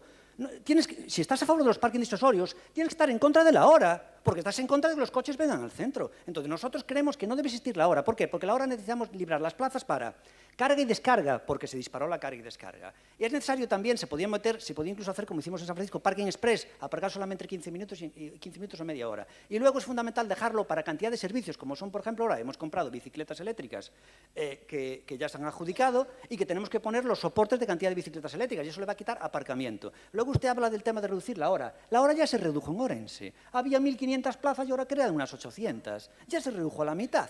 ¿Qué me estás hablando de la hora a hora si ya se redujo a la mitad? Y luego dijo una aberración, Ruth, una aberración tremenda. Me acabas de poner Pontevedra como ejemplo, diciendo, fíjese usted de lo que es Pontevedra, pero vamos a ver. Pontevedra es la pesadilla de los conductores, que es lo que estás defendiendo ahora aquí. Pontevedra prioriza el peatón y le da prioridad al peatón, y es respetable esa teoría y puede estar bien. Pero, hombre, no me pongas Pontevedra en este ejemplo de parques disuasorios, porque realmente Pontevedra es la pesadilla de los conductores. ¿Por qué te crees que además el señor Lores nunca consiguió mayoría absoluta y perdió las últimas elecciones porque fue más votado el PP, aunque luego el Bloque tuvo que pactar con el PSOE? ¿Por qué las perdió? Porque cantidad de gente está descontenta con el señor Lores. Lleva 20 años en Pontevedra, fíjese qué desastre de alcalde, y nunca tuvo mayoría absoluta en 23 años. En 23. No es capaz de tener mayoría absoluta en 23 años y las últimas las perdió las elecciones. Entonces, y me estás hablando tú de Pontevedra, ¿verdad? Es que realmente lo dices, luego lo de la hora. Y luego otra cosa, acabas de decir una mentira porque tú eres lo de los parking disuasorios que os vuelve loquitos con el nombre, es lo mismo que La Voz de Galicia y la región. Tú debiste leer hoy La Voz de Galicia, que trae una mentira, porque La Voz de Galicia dice hoy, el City Manager avisó a Jácome de la hora y lo pone mintiendo como que me avisó antes. No, perdona. Nosotros en la hora hicimos lo que nos dijo el asesor jurídico. Luego la empresa hizo una impugnación y entonces el coordinador general emitió un informe, pero lo hizo a posteriori, pero La Voz de Galicia lo pone como que me lo hizo antes y que yo no hice caso. Es decir, el asesor nos avisó y yo no hice caso. Y luego, claro, vino las consecuencias. No, perdona, aquí hicimos lo que dijo el asesor jurídico. Y el tema de la hora es muy fácil. Se va a intentar traer a pleno en el mes de febrero, a finales de febrero. A ver, ¿ustedes qué hacen? Ya lo estoy viendo. Mientras non se tomen medidas, non vamos a apoyar quitar ahora outras medidas. Medidas como os parques disuasorios que non valen para nada. Y le voy a dar otro dato. Yo estoy alucinando con ustedes. Están hablando de Carrefour, de Espourense y de Vistahermosa, hablando, no lo mencionaron, sí, lo mencionó primero ella y luego también lo mencionaste vosotros, diciendo que hay que hacer parques disuasorios. Y resulta que ponéis como ejemplo esos, pero si ya los hay, ¿para qué queréis más? Y además no funcionan. Tú vete a Carrefour ahora a ver cuánta gente hay. Nadie. Entonces, si resulta que la gente no utiliza Carrefour como parking disuasorio, ¿para qué quieres hacer más? Yo es que alucino, de verdad. Bueno, vamos por favor al PP. Por favor, Inma. Bueno, antes voy a contestar a Natalia, porque hizo referencia al plan de aparcamientos disuasorios que se abren en Galicia, en las urbes gallegas, en colaboración con la Xunta de Galicia. Y digo colaboración. ¿Sabes por qué recalco lo de colaboración? Porque implica, por un lado, la ayuda autonómica, pero también la intención local. Porque parece ser que ahora, era raro ya que no se nombrara la Xunta, pero parece que ahora la Xunta de Galicia tiene que gestionar Ourense. No. La Xunta de Galicia gestiona la comunidad autónoma. Para gestionar Ourense, en este caso está el Concello y está Democracia Ourensana. Entonces, vuelvo a decir, hablamos de colaboración, implica ayuda autonómica e intención local. Las dos entidades, que aquí, por cierto, lo de intención local está ausente. Y digo que está ausente porque, fíjense, aparcamiento disuasorio en Pontevedra, gobernado por el BNG, en Coruña, por el PSOE. Ciudades pequeñas, Moaña, por el BNG. Y, sin embargo, tenemos la Xunta gobernada por el PP. ¿A qué me refiero? Hay distintos colores políticos en las distintas urbes y, en cambio, la Xunta solo gobernada por el PP. Entonces, dígame, ¿dónde está el factor diferenciador? Que no lo veo. La Xunta, una sola, gobierna distintos colores políticos. Entonces, ¿dónde está el factor? Bueno, se lo voy a decir yo. Es la gestión local y municipal de Democracia Ourensana, que precisamente se caracteriza por un desgobierno y la falta de gestión. Pero me parece mentira que no lo vea, porque nosotros como oposición lo estamos padeciendo todo el rato, porque los fondos de Next Generation muchas veces se pierden porque no llegan a tiempo. Las modificaciones de crédito las aprobamos tarde y mal y corriendo. Colaboración de la Xunta escasa. A nivel estatal, no sé cuántas veces vamos a defender Ourense. Entonces, lo de colaboración de la Xunta, ya digo, tiene que ser, por un lado, la Xunta y la intención local, que es lo que está ausente en este caso. Y en lo que se refiere a lo que decía aquí nuestro señor alcalde, de que son falacia, de que esos aparcamientos, mire, precisamente lo que tiene que hacer es escuchar más las necesidades de nuestros vecinos y ver que realmente sufren esa falta de aparcamiento, porque lo estamos viendo nosotros y nos lo están diciendo y lo vimos en Vista Hermosa, lo vimos en El Couto y es una realidad. Eso le invito yo, a que lo haga y vaya. Y en cuanto a que dice que en las ciudades pequeñas no hace falta aparcamientos, mire, señor alcalde, estoy hablando de ciudades pequeñas y grandes. Desde las instituciones europeas nos mandan la sostenibilidad en todo tipo de ciudades, sean pequeñas o grandes. Y la sostenibilidad pasa, como le dije en mi primera intervención, por disminuir la movilidad cotidiana con el vehículo privado. Y para ello hay que dar alternativas. Alternativas como son los aparcamientos disuasorios y como es un transporte público eficiente. Todo ello tiene que ir de la mano, ni una cosa más ni una cosa menos. Yo no le dije que fuera primero una cosa ni la otra. Tiene que ir todo ello de la mano. Lo mismo que la zona de bajas emisiones si queremos ser una ciudad sostenible, como dice Europa y el resto de las instituciones, y nos invitan a ello cada día. Y no podemos quedarnos atrás. Y por otro lado, solo decirle una última cosa, que me preocupa y mucho. Acaba de decir que en el PEMUS lo que hizo lo vio deficiente, pero aún así lo firmó.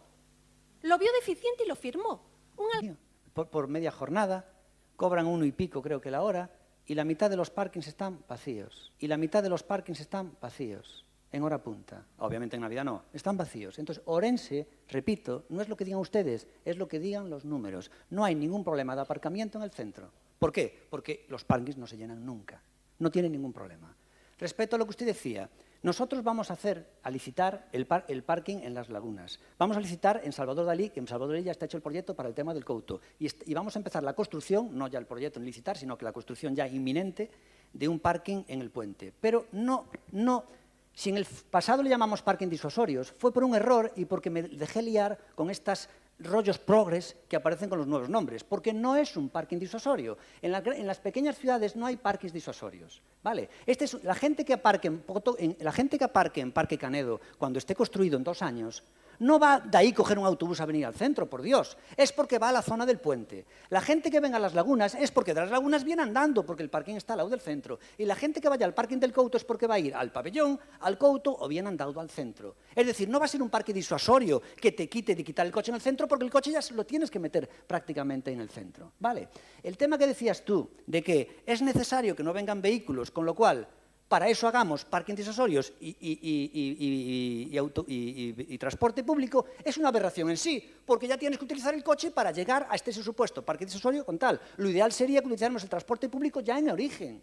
Pero, ¿de qué me hablas tú? De utilizar menos el coche si resulta que luego hay que dejarlo a las afueras de Ourense y venir. ¿Tú te crees que alguien que venga a hacer un recado a Ourense deja el coche a las afueras, hace transbordo, coge el autobús y luego se vuelve? Puede ser 1 de cada 100. La gran mayoría dice, mira, por Dios, prefiero meterme con el coche, pago 2 euros y no ando con este rollo de bajarme, aparcar y tal. Nadie lo hace. La realidad dice que lo que estáis planteando es una aberración. Y lo que acabo de sacar yo de todos los links de España que he mirado, que se puede ver, cualquiera lo podéis ver, de que es un fracaso en todas las ciudades, es la realidad. Y vosotros vivís al margen de la realidad con vuestros rollos de cantos de sirena, porque queda bien. Y al final la realidad os pone cada uno en su sitio y no tenemos más que ver las últimas elecciones, donde os puso la realidad. Bueno, vamos ya, por favor, a votar esta moción. Nosotros, debido a lo mal enfocada que está, nos vamos a abstener. ¿Votos a favor? PSOE, PP y BNG. Votos en contra ninguno y abstención de Democracia Ourensana. Ahora, la siguiente moción é la 6.3, moción do Grupo Municipal do Partido Popular relativa á elaboración dun proxecto de recuperación dos camiños tradicionais de Ourense, identificando cada un deles cunha intención de recuperalos para todos os usos posibles, incluído o acceso ás fincas, a prevención de incendios e o fomento do uso lúdico e turístico. Cando estaba lendo esta moción, botábame a reír, e xa mirarán despois cando fale o meu compañero Armando Gea porque me botaba a reír. Estaba lendo esta moción do Partido Popular relativa á elaboración de proxecto de recuperación de camiños tradicionais de Ourense. E botábame a reír, despois xa mirarán porque me botaba a reír. Bueno, por favor, quen a defende no Partido Popular? É o señor Araújo. Moi ben, pois un segundiño. Araújo, cando queiras.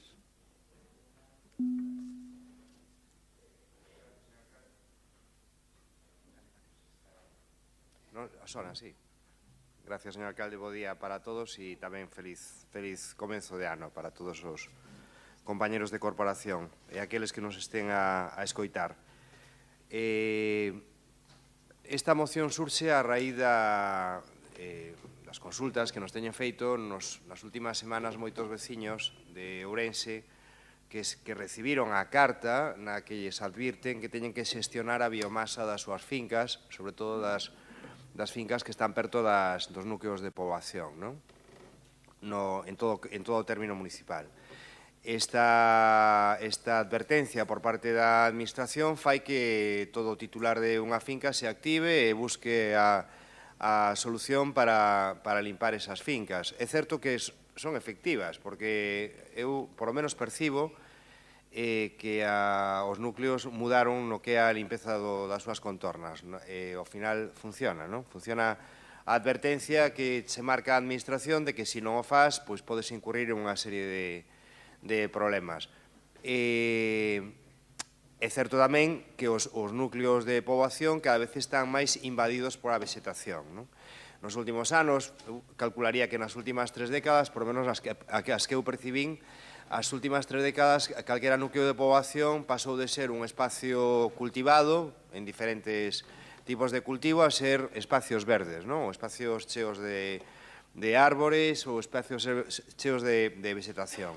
Que nos trasladaban estes veciños? Trasladábanos que, na maioría dos casos, eles están dispostos, evidentemente non é que estén dispostos, teñen a obriga de xestionar esas propiedades, pero en moitos casos non son capaces de acceder ás fincas para limpar as súas propiedades porque os camiños que levan a esas fincas están intransitables.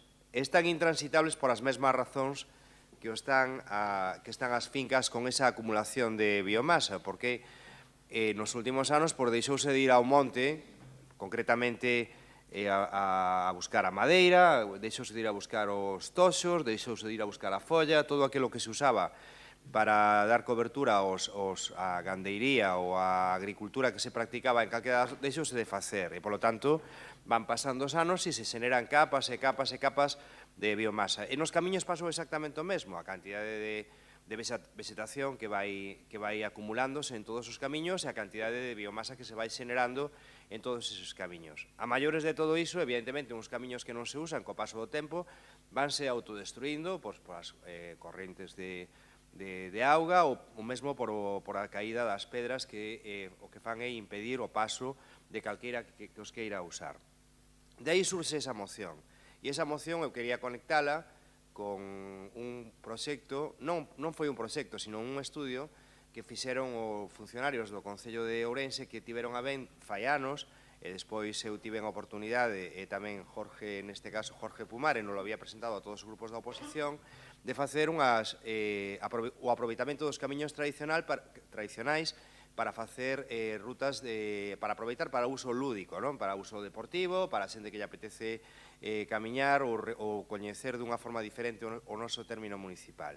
E de aí a conexión dunha cousa coa outra, que dicir, o Concello de Ourense, ahora mesmo, pois tampouco poderá actuar en moitos camiños porque non están incluídos no inventario municipal, daí o de facer un estudio deses camiños e ubicalos e darlles esa titularidade pública, que en algúns casos está indefinida, para que se podan facer as inversións. O que estamos a falar, o que plantexamos, é que se empece a traballar, é complexo, pero no seu momento estes camiños foron as vías de comunicación que tiñan os nosos veciños, os nosos antepasados para chegar a outros núcleos, para chegar ás fincas ou mesmo para chegar á cidade, E están perfectamente definidos, ou por menos se lles pode identificar, Que dicir, isto non é unha cousa de poñerse a solucionalo xa, de golpe, Pero sí poderíamos facer esa labor de empezar a descubrir de novo eses lugares que ahora mesmo están invadidos e de paso farían outra función que me parece tamén interesante cando chegue a época de lumes, que tamén en moitos casos poderían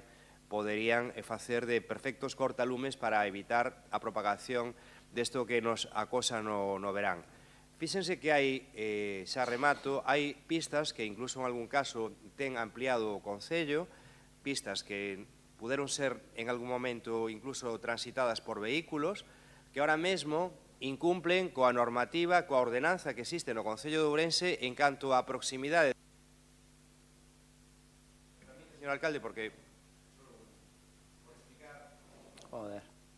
Nada, esta contradicción municipal. Hai pistas que ahora mesmo incumplen a normativa municipal, a ordenanza municipal, en canto a distancia que teñen que ter determinadas especies do eixe de calquera camiño. Ahora mesmo se está a incumplir. O poño como exemplo, porque se lles está a exixir aos veciños que cumplan, e a administración local, pois evidentemente tamén debería cumplir. Moitas gracias. A continuación é o BNG, por favor, quen fala é o señor Puga. Cando queiras, Puga. Bueno, pois moi bon día a todas e a todos. Bueno, esta moción reflexa, basicamente, despois da exposición do compañero do Partido Popular, a transformación que foi sufrindo o Concello nas últimas décadas. É un reflexo da realidade que acaba sustanciándose, sobre todo nas zonas rurais, inda que non esquezamos que iso mesmo tamén acontece nas zonas urbanas, aquí concretamente no casco antigo, con moitos solares que son propiedade do Concello, que salen as silvas brotando por estas estradas. Pero, bueno, no que o fundamental do problema reside na zona máis rural. Por tanto, na moción que presenta o Partido Popular, teño que decir que son obviedades lóxicas, que parece que efectivamente está na preocupación, motivada sobre todo por a chegada desas comunicacións á maioría da xente. Pero, en fin, a min o que me sorprende un pouco non é que o Partido Popular traiga esta moción, que nos parece correcto, xa lle avanzo, cousa que non acostumo a decir, que lle vamos votar a favor, non? Pero teño que decir que boa parte da redacción, home, non na súa integridade, pero na mesma lóxica, é a exposición de motivos da Lei 3/2007 de prevención de incendios forestais, que foi promovida polo Bloque Nacionalista Galega cando estivemos na Consellería de Medio Rural, e xa digo que nesa exposición de motivos é onde se fala da necesidade, debido á transformación da sociedade galega, da sociedade rural galega, despois dos lumes do ano 2006, da necesidade de facer todas estas medidas de prevención de incendios, entre elas o tema das faixas de protección. Digo que o curioso é que traigan esta moción con esta literatura basada, xa digo, basicamente nesa exposición de motivos, porque eu estaba ali, estaba na Consellería de Medio Rural, non como deputado, pero estaba ali naqueles debates que se produxeron, quero recordar que foi no mes de marzo do 2007, cando se aprobou esta lei, e o Partido Popular votou en contra. De feito, o Partido Popular, en aquel momento, presentou 225 enmendas àquela lei, lóxicamente con todo o dereito do mundo, pero unha parte importante deles iban en contra da posta en marcha desas medidas de prevención de incendio nas faixas de protección. Bueno, por tanto, benvidos, non?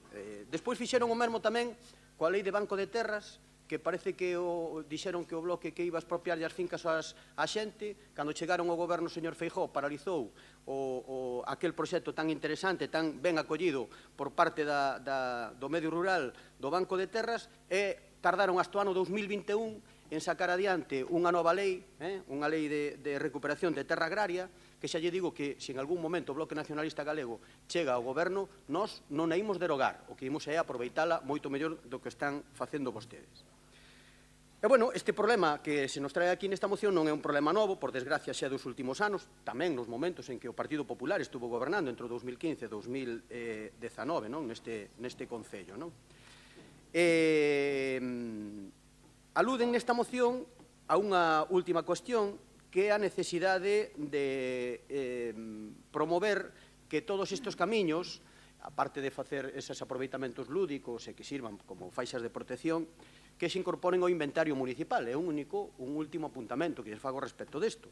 O inventario municipal foi aprobado en pleno do 3 de maio de 2024. O Bloque Nacionalista Galego abstivémonos en aquela votación porque cuestionamos parte dese inventario, sobre todo a parte económica que incluía, pero o Partido Popular, no mes de maio, estou falando do 2024, que é cando se deben limpar as fincas, tal e como establece esa lei 3/2007, o Partido Popular votou a favor dese inventario, no que se recollen moitos dos camiños, pero supoño que faltan outros moitos deses camiños tradicionais, non? Bueno, pois teremos oportunidade no próximo inventario de intentar incorporar todas esas camiños aos que fan vostede mención. Nada máis. Moi ben, a continuación é o PSOE e é María, cando queira María. Grazas. A moción pasa igual un pouco como co expediente anterior. A recuperación dos camiños tradicionais, por suposto, debería de ser unha obriga para todas as administracións locais, sobre todo para o que implican a nivel de patrimonio cultural, porque necesitamos recuperar os nosos camiños tradicionais, como se fai, por exemplo, cos que transcorren por o Camiño de Santiago, para poder entender o noso territorio, como foi evolucionando, como cambiamos dun modelo eminentemente agrario e gandeiro ao actual, pero si ben é certo que a moción é quedar ben o mellor con demasiada xente, porque hai distintos tipos de camiños, porque non é o mesmo acceso a unha parcela privada ou a núcleos de parcelas, que os camiños estrictamente tradicionais. O mellor é que non existe unha definición legal estricta do que é un camiño tradicional, senón por exclusión, porque a Lei de Estradas di que todo o que non sexa unha estrada é un camiño tradicional. Non é certo que haxa que impor a titularidade dos camiños, porque por dereito consuetudinario todos os que non sexan privados son eminentemente públicos, e o mellor é, como sempre, unha cuestión de vontade política, porque isto non vai simplemente de que o Concello de Ourense remita cartas para a xestión de biomasa, que, por certo, remite esas cartas como cumprimento dunha obriga da Xunta de Galicia, da Lei 3/2007, non é o Concello. Si é o Concello que remite as notificacións aos titulares das distintas parcelas, pero é un cumprimento dunha normativa autonómica, porque é a Xunta de Galicia a que indica como se debe xestionar a biomasa. Tampouco é certo que nos debamos de limitar a tarefas de desbroce, porque os camiños, realmente os camiños tradicionais, teñen elementos patrimoniais moitísimo máis importantes, como poderían ser os muros de mampostería, que houve un tempo no que Galicia incluso se incluiu como patrimonio inmaterial, foi o primeiro ben que nós incluímos como patrimonio da UNESCO, entón poderíanse recuperar esos muros. O carácter tan xenérico da moción, na que todos estamos de acordo que todos deberíamos de ter dereito ao acceso á nosa vivenda para, sen ningún tipo de problema, sen que as escorrentías non se solucionen porque caen pedras nos distintos camiños.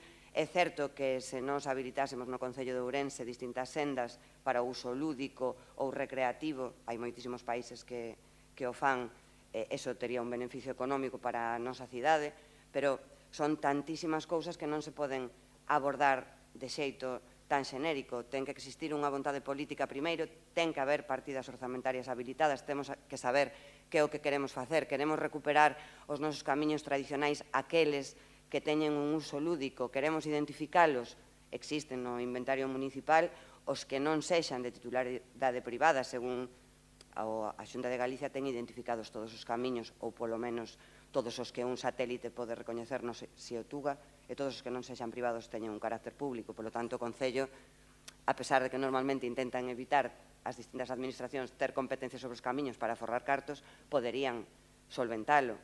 Entón, a idea é magnífica porque a recuperación dos nosos camiños tradicionais ten un valor, sobre todo, de carácter patrimonial e cultural interesantísimo. Tamén podería enfocarse coa recuperación do acceso ás vivendas, se, por exemplo, o Concello de Ourense poidese solicitar o Agader as axudas que proporciona o Agader para o acceso a parcelas agrícolas. Non poden porque non teñen aprobada a conta xeral e non podemos agora mesmo solicitar subvencións á Xunta de Galicia, pero seguramente o Departamento de Facenda eso solucionará e poderíamoslo facer.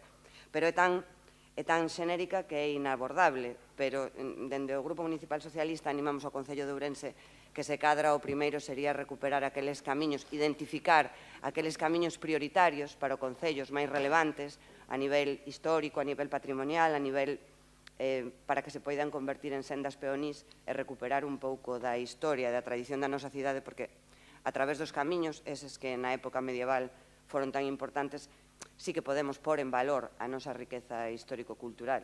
Se paralelamente outro departamento municipal quere facer o do acceso a parcelas agrícolas e que as administracións públicas teñan os que lle corresponden libres de maleza, que eso xa debería de ser unha obviedade, pois estaría ben. A idea é boa, a moción ao noso xuicio é demasiado xenérica, pero é importante intentar por cousas en valor que realmente favorecen aos nosos veciños e veciñas, a recuperación dos camiños tradicionais si o sería, pero vai con tempo se ten que sobre todo existir unha vontade política por parte de quen goberna esta cidade.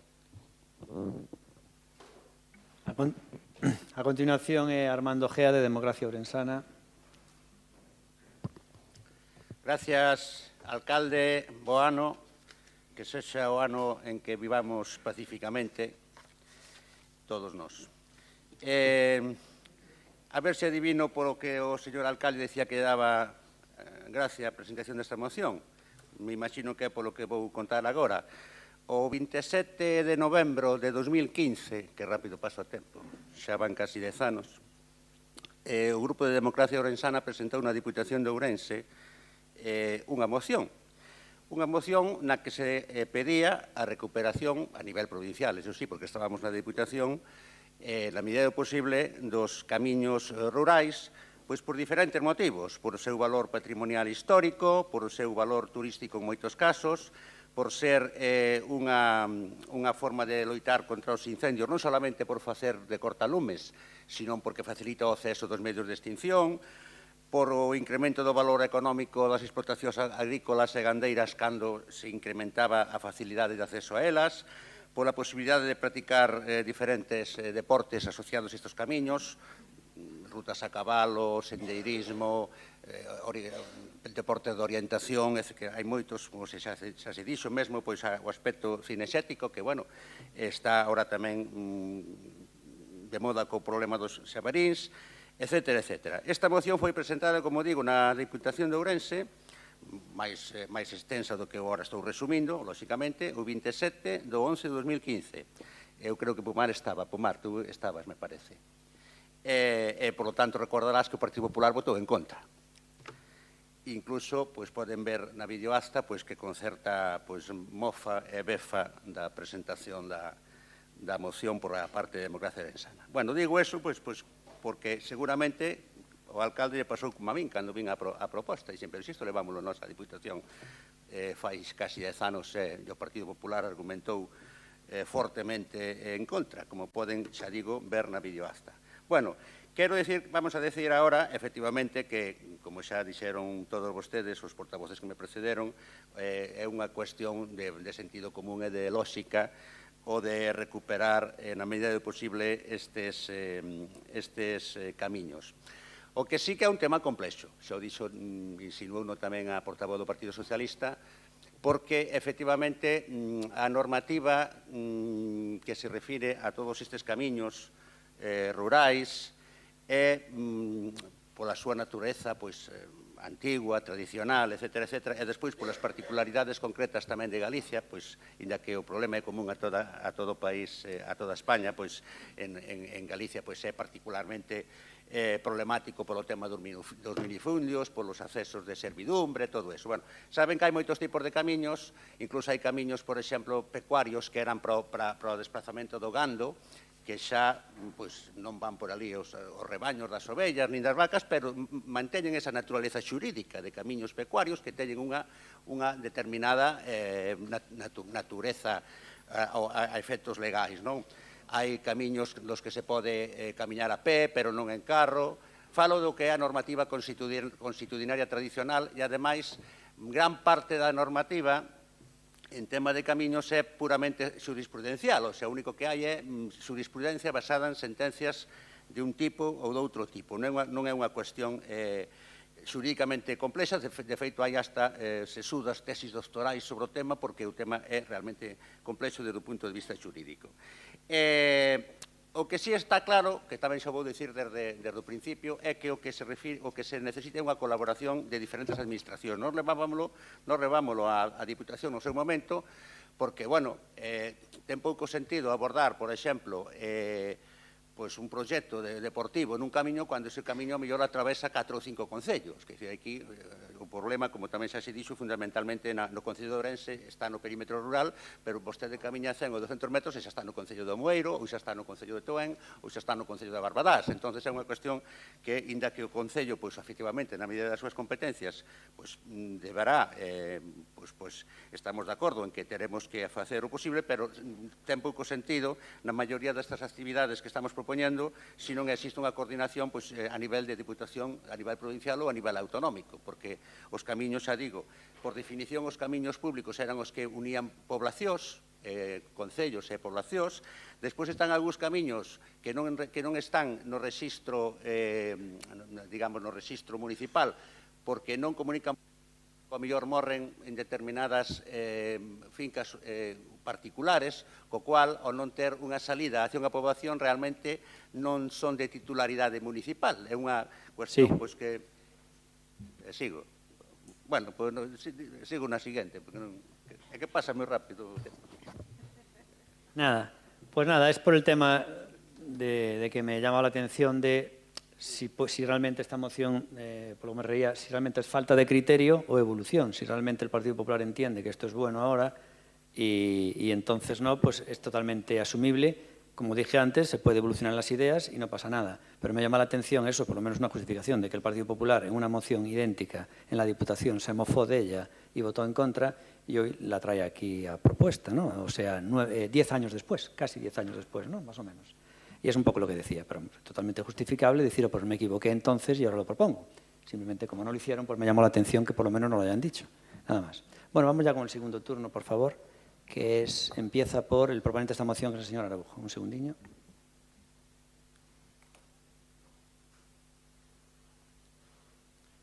Cuando quieras.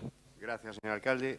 Ben, pois a verdade é que me agrada que todos perciban interesante a proposta. Isto, desde logo, hai que facelo escaladamente, teñen que pasar moitos exercicios, pero se hai un plan, podería ser un elemento diferenciador do noso término municipal.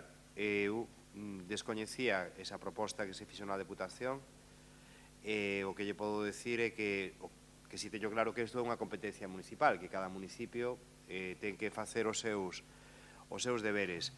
E que, ademais, no Concello de Ourense fíxose, porque agora voume centrar só na parte lúdica, porque o que plantexei aquí era de máis profundidade e tiña que ver con mezclar a parte lúdica co aproveitamento dos camiños e, a súa vez, con que estes camiños valeran de cortalumes, non? Entonces, mezclado todo eso é como máis complexo. Pero no que é a parte lúdica, funcionarios municipais tuveron a ben, fines de semana, de marcharse sábados e domingos, de marcar camiños.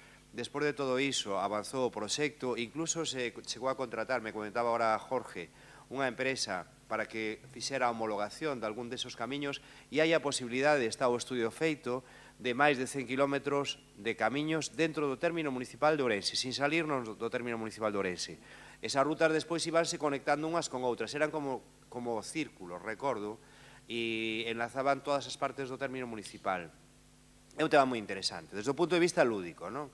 E se o goberno ve interesante, desde logo desde a oposición, estamos na mesma línea, pois o inventario municipal actualízase todos os anos, pódese perfectamente, se en algún caso non se pode facer unha inversión por un problema de que este ou non incluído, se hai algunha dúbida, porque a mí me pasou, sendo concelleiro de infraestructuras, que ás veces non podíamos facer determinada inversión en determinado lugar porque non estaba incluído no inventario municipal. Por eso me atrevín a incorporalo como un punto interesante. Pero se é así, pois poñerse a recuperar do caixón ese proxecto e a maiores, pois ir traballando en cada período, en cada exercicio económico, se poderían traballar unha serie de camiños. Moitas gracias. Gracias por as súas palabras. Gracias, Pepe. Ahora era Puga. Espera aí, que se poño o crono cando queiras. Consello ao Partido Popular é que falando precisamente deso poden aproveitar para pedirlle á Xunta de Galiza que nesta senda peonil que cuestiona moito o alcalde, nós tamén pensamos que é bastante mellorable porque son moitos os cartos os que se invirten aí, digo que lle poden trasladar unha suxestión. Aí hai unha calzada romana, aquí a beira das Burgas, a que non se lle vai tocar, que está en un estado absolutamente lamentable e que sería conveniente que se fixese algún tipo de investimento na súa recuperación e posta en valor. Podemos comezar por aí, verdad? E despois, casi non tiña intención de intervir, pero claro, a ver, cómpreme facer algunhas matizacións. Primeiro, que lle quede claro a toda a xente, xa non digo solamente as que estamos aquí, non é certo que a normativa sexa, en este caso, moi complexa. É fácil. Precisamente xa decía antes, hai unha lei 3/2007, que, por certo, despois foi modificada no 2010, no que cambiaron o Partido Popular, na presidencia do señor Feijóo, as distancias de protección ás vivendas e que tuveron que recuar e volvelas modificar a deixalas como estaban originalmente no ano 2012, por algo sería, ben está rectificar as cousas, nesa Lei 3/2007 está perfectamente definidas as competencias que ten a Administración Autonómica e a Administración Municipal a hora de executar a limpeza das fincas e dos camiños. Vale? Por un lado, son os propietarios os que teñen que limpar as súas propiedades. En segundo lugar, é a Xunta de Galiza quen pode facelo. E en terceiro lugar, subsidiariamente, pode facelo os concellos. Non hai ningún problema normativo. Está perfectamente regulado nunha lei. E a maiores, hai en estes momentos un convenio que a propia empresa pública se haga, na que se pode acoller os distintos concellos para facer tamén esa limpeza, e os propios particulares, con uns precios tasados, poden pedir que se haga e faga a limpeza das súas fincas. E o concello dos seus camiños. Por tanto, non hai ningún problema normativo. E tamén o grupo de goberno quero lle trasladar unha cousa que agora non me van poder contestar, pero que xa lles anuncio que imos preguntar na Xunta de Área correspondente. Nos últimos, desde que leva gobernando Democracia Ourensana, nos últimos 5 anos, poderíanme decir cantos anos renunciaron aos cartos da Consellería de Medio Rural a través de Agader con fondos FEADER para o arreglo de pistas e de infraestructuras rurais no Concello de Ourense? Son pequenas cantidades, entre 30 e 50.000 euros. Pero gustaríame que me dixeran durante cantos anos non executaron esas cantidades que poderían perfectamente servir para poder limpar, na medida en que chegaran os cartos, esas vías e esos camiños. Gracias, Puga. Por parte do Partido Socialista, era María, creo recordar, sí? Cuando queiras. 3 anos de 5 que levan gobernando. Son os fondos do Agader, pero é por motivos de planificación orzamentaria. Esta conselleira pode correxilo. Creo 3 ou 4. Levamos en cobrar fondos do Agader porque non se poden pedir. Pero, bueno, son temas distintos. O tema da aplicación da lei de incendios é o interesantísimo proxecto que acaba de comentar o concelleiro do Partido Popular de que exista a posibilidade de que o Concello de Ourense teña máis de 100 kilómetros de sendas de uso lúdico e disfrute recreativo. É complexo, é a longo prazo, hai que planificalo, pero sería magnífico. É moi interesante que esta cidade conte con pistas limpas e con que cada administración pública asuma as súas competencias e que os veciños e veciñas saiban e estén informados das súas obrigas legais.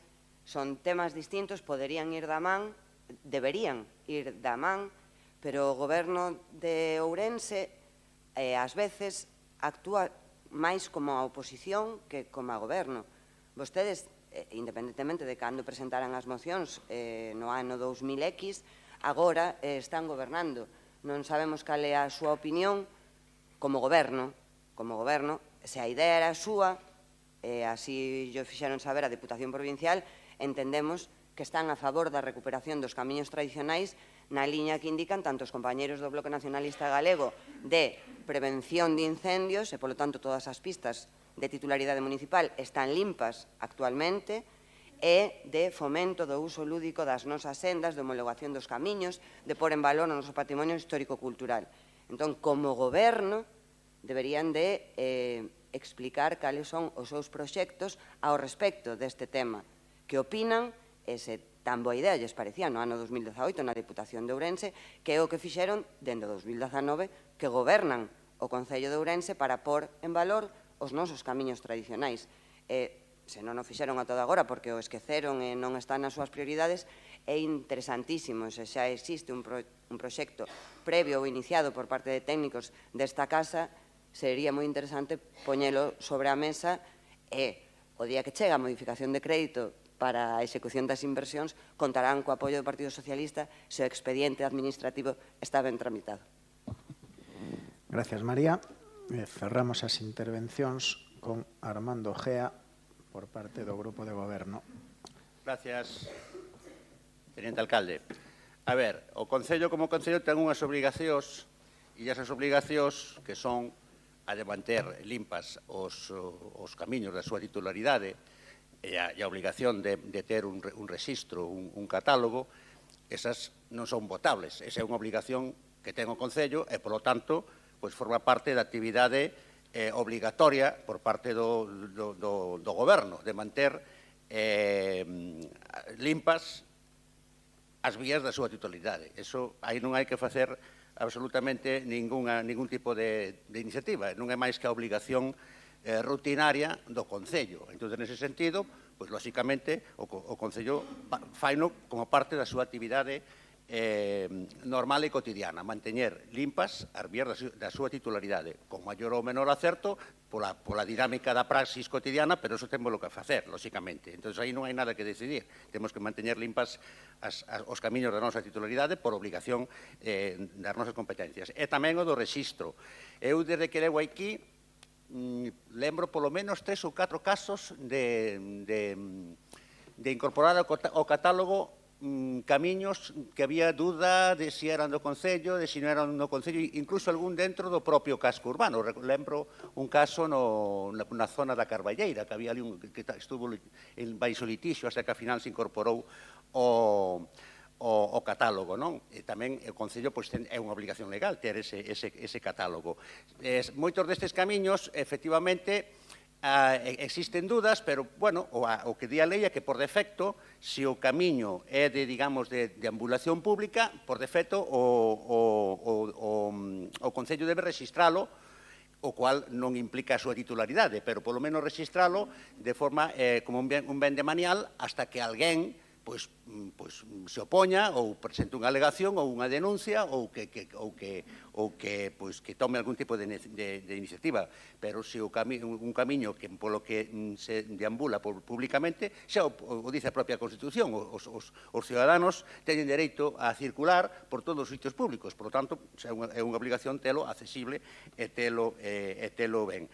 A partir deso, lóxicamente, pois o que son actividades deportivas, actividades lúdicas, etcétera, tamén se pode facer da medida do posible desde o Concello, pero o que é obvio é que aí precisase colaboración de outras administracións, da Diputación e da Xunta, porque se vostede quere facer unha actividade turística, unha ruta a cabalo, evocando o camiño por onde os franceses chegaron en 1808 a invadir o país na Guerra de Independencia, pois aí terá, por poñer un exemplo, pois aí terá que contar coa colaboración de varios concellos e da Diputación e da Xunta, e así como moitas outras cousas. Hai unha ventaxa a efectos de presupostarios, que falaba a portavoz do Partido Socialista de que fan falta cartas para isto. Hai unha ventaxa, ya que esta clase de iniciativa, como pode ter moitas visións deportivas, históricas, patrimoniais, ambientais, pois os cartos podense asignar desde moitas partidas diferentes. O sea que os cartos poden vir da Xunta polo concepto de previr incendios, ou pode vir polo concepto de inversión turística, e ao final o que se consigue é o mesmo efecto, que é ter o camiño en bo estado. Entón, bueno, pois é unha cousa que, ou por un deporte, ou para combatir desde o punto de vista cinexético a plaga dos xabarís. Quer dicir que é unha cuestión que, nese sentido, beneficianos o que teña tantas posibilidades de uso, que posibilita que os cartos poden vir por diferentes conceptos e con cargo a diferentes partidas, por parte... Espera, vai rematar, non? Bueno, pois, sencillamente, decir que votaremos a favor da proposta, e nada máis. Vale, gracias, Armando. Pois sometemos esta moción 6.3 a votación. Votos a favor da mesma? Por unanimidade de todos os grupos. Pasamos a moción 6.4, moción do Grupo Municipal do Bloque Nacionalista Galego relativa á execución total do vial de conexión entre a Nacional 525 e o barrio de Barrocás, que permita mellorar os accesos ao Chúo e desconxestionar as rúas Marcelo Macías e Ramón Puga.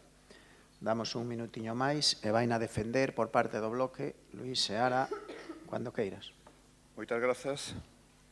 Ben, esta moción é prácticamente idéntica a unha que xa presentamos en setembro de 2023 na Diputación, por certo, aprobada por unanimidade. Que se presentara daquela na Deputación entraba dentro da lógica máis aplastante, por canto o ente provincial é propietario dunha parte sustancial dos terreos polos que discorrería o vial obxecto da proposta. Estoume a referir á finca Santa Mariña, que, como moitos e moitas cidadáns de Ourense lembrarán, supuxo un dos espolios máis lamentables da nosa historia recente, que culminou co agasallo desa finca a inmobiliaria Flagger ao vendela moi por debaixo do prezo de mercado. Traemos a aprobación a este plenario porque, vendo a nula receptividade por parte do Goberno galego aos acordos que emanan da Diputación, o exemplo paradigmático é o acontecido co Centro para Discapacitados maiores de 21 anos, no que se tomou un acordo por unanimidade, mais despois a Xunta de Galiza decidiu que a xestión ten que ser privada. Creemos, por tanto, que é importante que esta iniciativa teña o respaldo dos grupos municipais e que o Pleno fale en representación de perto de 105.000 habitantes. É unha proposta que nace como reacción fronte ao anuncio da Consellería de Infraestructuras de facer un vial de conexión da Nacional 525 á Avenida do Regato, que está nas inmediacións da Rotonda da Saínza no barrio de Mariña Mansa.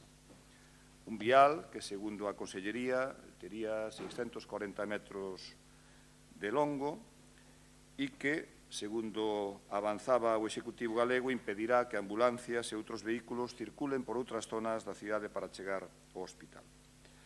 Por certo, a adxudicación deste vial estimábase para o mes de outubro de 2023. Estamos en xaneiro de 2025 e nós non sabemos absolutamente nada desa adxudicación. A ver se despois o Partido Popular nos pode dar unha información da que nos carecemos.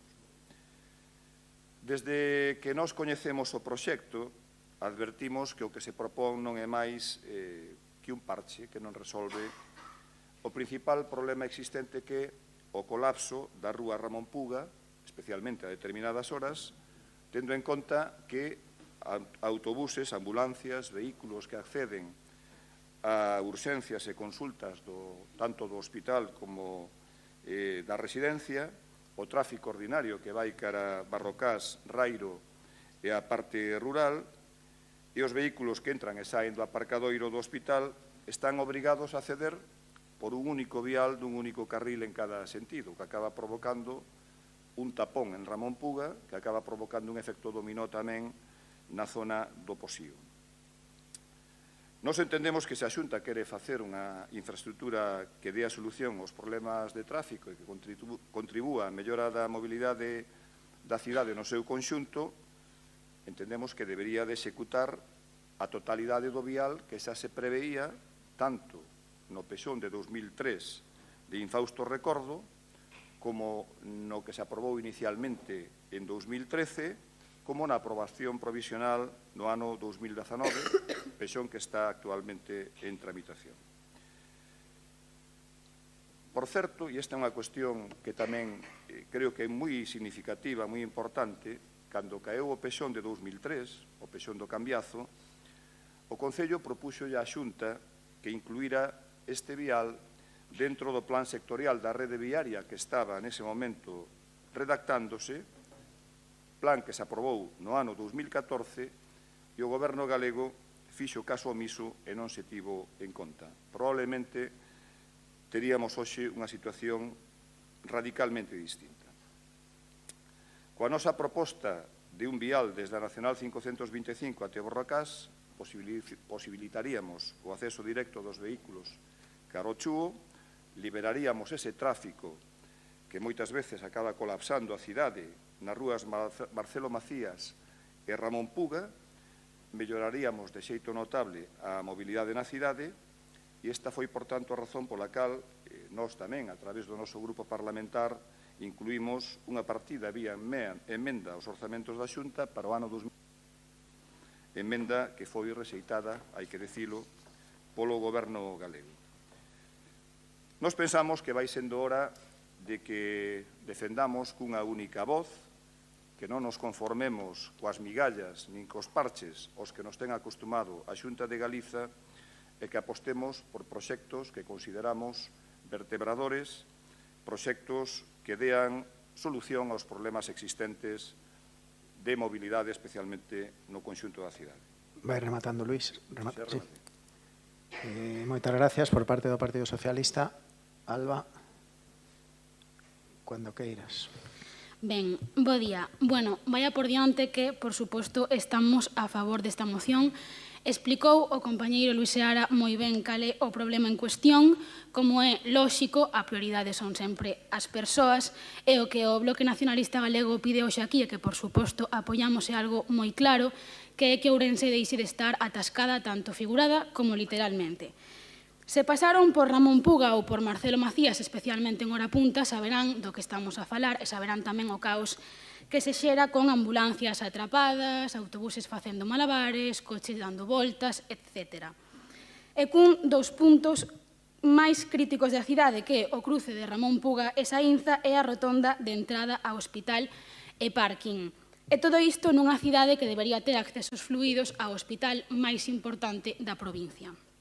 O que expón a Xunta é outra das súas solucións, pois do mínimo esforzo e co xusto para sair do paso, como se en Ourense estivésemos xa feitos a acostumarnos con menos. O lóxico e o que ve todo o mundo é que o vial se faga ben e completo, conectando con Barrocás e desconxestionando o tráfico. Isto non só faría máis fácil a vida para as persoas que van ao hospital, senón tamén para toda a xente que traballa, que vive ou que pasa a diario por ali. Basta con subir nos autobuses para comprobar a frustración e a indignación dos usuarios polos constantes atrasos que afectan a persoas que xa decimos van a traballar ou que van a visitar aos seus familiares ingresados no hospital. Estamos a falar de miles de afectados cada día, máis de 3.000 traballadoras que acuden ao CHUO, familiares de preto de 750 pacientes ingresados, preto de 2.000 persoas que acoden a consultas externas sen contar os seus acompañantes e máis de 1.000 solicitudes de citas médicas. A situación é problemática e o xusto é reclamar solucións reais que respondan á necesidade diaria de moitas persoas. Estamos a falar de mobilidade, sí, pero estamos a falar tamén de calidade de vida e estamos a falar de que Ourense reciba os investimentos que merece. Con todo, non podemos esquecer que Marcelo Macías tamén é unha das principais entradas á cidade e o tráfico que soporta, pois é moito. Basta imaginar o caos que se xera nesta zona cando chove, como no resto da cidade, pero aquí especialmente, como estivo facendo estes días. A rúa Marcelo Macías, xunto coa OU11, que conecta a A52 co centro da cidade, é unha das vías máis conxestionadas. É evidente que a Xunta ten unha débeda pendente con Ourense para solucionar esta problemática que afecta tanto a quen entra e sae da cidade, a quen vai ao CHUO ou a proximidades destas zonas. Con todo, o gran obstáculo, saben cal é, o sabemos todos, é a falta dun pexón actualizado e aprobado. É que a mesma historia de sempre, tiranteces políticas que manteñen a cidade de Ourense nun bucle constante cos mesmos problemas unha e outra vez ao longo do tempo. E por se quedaba algunha dúbida, lembremos que sí é obriga do Concello de Ourense ordenar o caótico tráfico ao redor do CHUO, evitar os aparcamentos indebidos en accesos clave, como neste caso a rotonda, e, por suposto, garantir a circulación segura para os vehículos de emerxencias. Por outro lado, tamén hai competencia municipal deseñar un plan específico de mobilidade e seguridade para os accesos ao CHUO. Tamén fai falta unha sinalización adecuada e mellorar o transporte público tamén cara aos centros de saúde. Nós consideramos que é imprescindible contar cun plan municipal de acceso seguro ao CHUO que non só contemple as obras que ten que executar a Xunta de Galiza, senón que tamén asuma as responsabilidades municipais en canto á reordenación do tráfico, buscando solucións que garantan unha mobilidade fluida e segura para todos os usuarios. E preguntámonos por que, se este é un punto dos máis conflictivos a nivel de tráfico da cidade, non se destina máis policía local para atender adecuadamente esta situación e controlar o caos que se xera a diario. Moitas gracias. Gracias, Alba. Por parte do Partido Popular, vai a ser Noelia. Cuando queiras, Noelia. Buenos días a todos y a todas. Señor Seara, si hablamos del acceso al CHUO, ustedes dicen que es un parche, pero bueno, aparte de las definiciones que se recogen en en el diccionario, ¿no? Para parche está también la definición del Bloque Nacionalista Gallego, que es cualquier iniciativa que no venga de ustedes. Si la Xunta mejora infraestructuras sanitarias es un parche, si la Xunta actúa frente al reto demográfico es un parche, si se mejoran los viales es un parche, los presupuestos de la Xunta son parches, es su argumento comodín, no, lo utilizan de forma recurrente en todos los debates y en todas las iniciativas que no vengan del Bloque Nacionalista Gallego. Yo creo que, por lo tanto, en estos momentos se ha perdido toda la credibilidad. Aunque ustedes es pues, de lo que viven, ¿no? De no aportar absolutamente nada y desprestigiar el trabajo de los demás. Y Ourense necesita mucho más que ese discurso repetitivo. Yo creo que no se nos escapa a nadie que el entorno del complejo hospitalario de Ourense es uno de los puntos conflictivos del tráfico rodado en la ciudad. Pero yo creo que tampoco debería escapársenos que el Bloque Nacionalista Gallego, a falta de chispa, ¿no? Y a falta de iniciativas, pues también está intentando poner de moda en estos momentos el reciclaje de emociones. Y cuando reciclan, y como todo lo que hacen, siempre tienen algún truco, ¿no? O alguna trampa. Esta no es la misma moción que ustedes llevaron a la Diputación de Ourense hace poco más de un año, ni siquiera prácticamente idéntica. Ustedes nos pueden venir aquí a decir lo que quieran, que es la misma película, pero lo cierto es que le han colocado un final alternativo diseñado, como siempre, para enredar y para generar confusión entre los ciudadanos de Ourense. Porque este tema, ustedes saben perfectamente que ya está encarrilado, que está planificado y que está garantizado para todos los vecinos de la ciudad. En estos momentos está en redacción el proyecto del trazado, decía usted hace un momento, daba usted una fecha, yo lo que pedía que el Partido Popular dijese en qué situación estaba, pues está en redacción el proyecto de trazado, que estará listo en el primer trimestre de este año y se podrá someter a información pública en el segundo trimestre. Y este trazado que se está redactando se corresponde con la traza actual del Plan Urbanismo en trámite y no va a ocupar toda la sección, ya se lo adelanto, porque eso implicaría la expropiación de viviendas y la Xunta de Galicia, pensando en los vecinos, no va a hacerlo. Mire, esto que tengo en la mano es un documento firmado. Supongo que a lo mejor hay algún vecino de Ourense que no lo ha visto nunca, a pesar de que se ha hecho público, y que recoge el compromiso de la Xunta de Galicia con la ciudad de Ourense. Un documento firmado, ¿vale? Inversiones en la ciudad, todas ellas con dinero asignado en los presupuestos de la Xunta para este año 2025, y aquí firmado está claramente el nuevo acceso al complejo hospitalario de Ourense desde la Nacional 525, que va a permitir ese acceso de ambulancias y que va a permitir descongestionar el tráfico rodado de la calle Marcelo Macías, de Ramón Puga y también del centro de la ciudad. Mire, y hoy vienen con la prolongación. El Partido Popular no se opone a esa prolongación, no se ha opuesto nunca. Ni hace un año y poco en la Diputación, ni se va a oponer hoy. Lo que nos oponemos es a su enredo, porque esa prolongación se puede hacer de forma totalmente independiente y de forma totalmente complementaria, sin condicionar el proyecto que se está haciendo ya en estos momentos. Mire, y así se acordó en el Pleno de la Diputación hace un año. ¿Vale? Hacerles caso a ustedes, así sin planificación, a lo primero que se le ocurre y a ese reciclaje de emociones, lo único que implicaría sería retrasar esa descongestión del tráfico en esa zona de la ciudad. Y a nosotros su propuesta de hoy, y reitero, consideramos y vamos a apoyar cualquier iniciativa que mejore la movilidad en la ciudad. Nos parece la moción que traen hoy una estrategia política con utilidad simplemente para el Bloque Nacionalista Gallego. Ahora no tengo tiempo, pero después le explicaré el porqué. No una estrategia para mejorar a los vecinos y vecinas de la ciudad. Y nosotros no vamos a caer en ese argumento suyo. Mire, reitero, este documento que le acabo de enseñar recoge la apuesta de la Xunta por la ciudad de Ourense, no solo este vial, y por lo tanto el mensaje del Partido Popular ha sido claro hace un año y va a volver a ser claro en este pleno.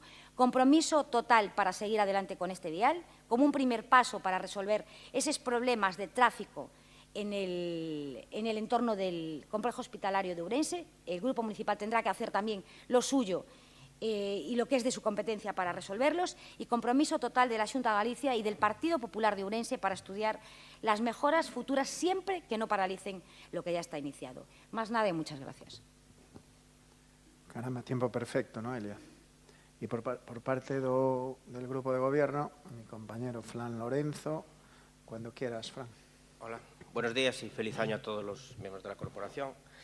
Bueno, voy a ser breve, voy a explicar un poco la situación o lo que tenemos conocimiento desde el Concello de este proyecto. En octubre del año pasado, en octubre de 2024, nos reunimos con el AXI para tratar un poco este proyecto que tienen en marcha.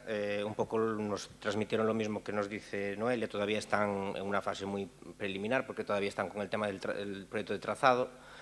Este proyecto, para ejecutarlo, ellos no tienen ningún problema. No es cierto que haga falta ni esto sea un condicionante el PEXón aprobado o no, porque esto lo llevan por ley de carreteras, ni siquiera necesitan usar la ley 3, también es un error de la moción del Bloque Nacionalista Gallego, con lo cual no tienen ninguna dificultad para llevarlo a cabo. Nos transmitieron que sí, que se van a adaptar al trazado que está contemplado en el PEXón, por lo menos también ha sido una reclamación del Concello.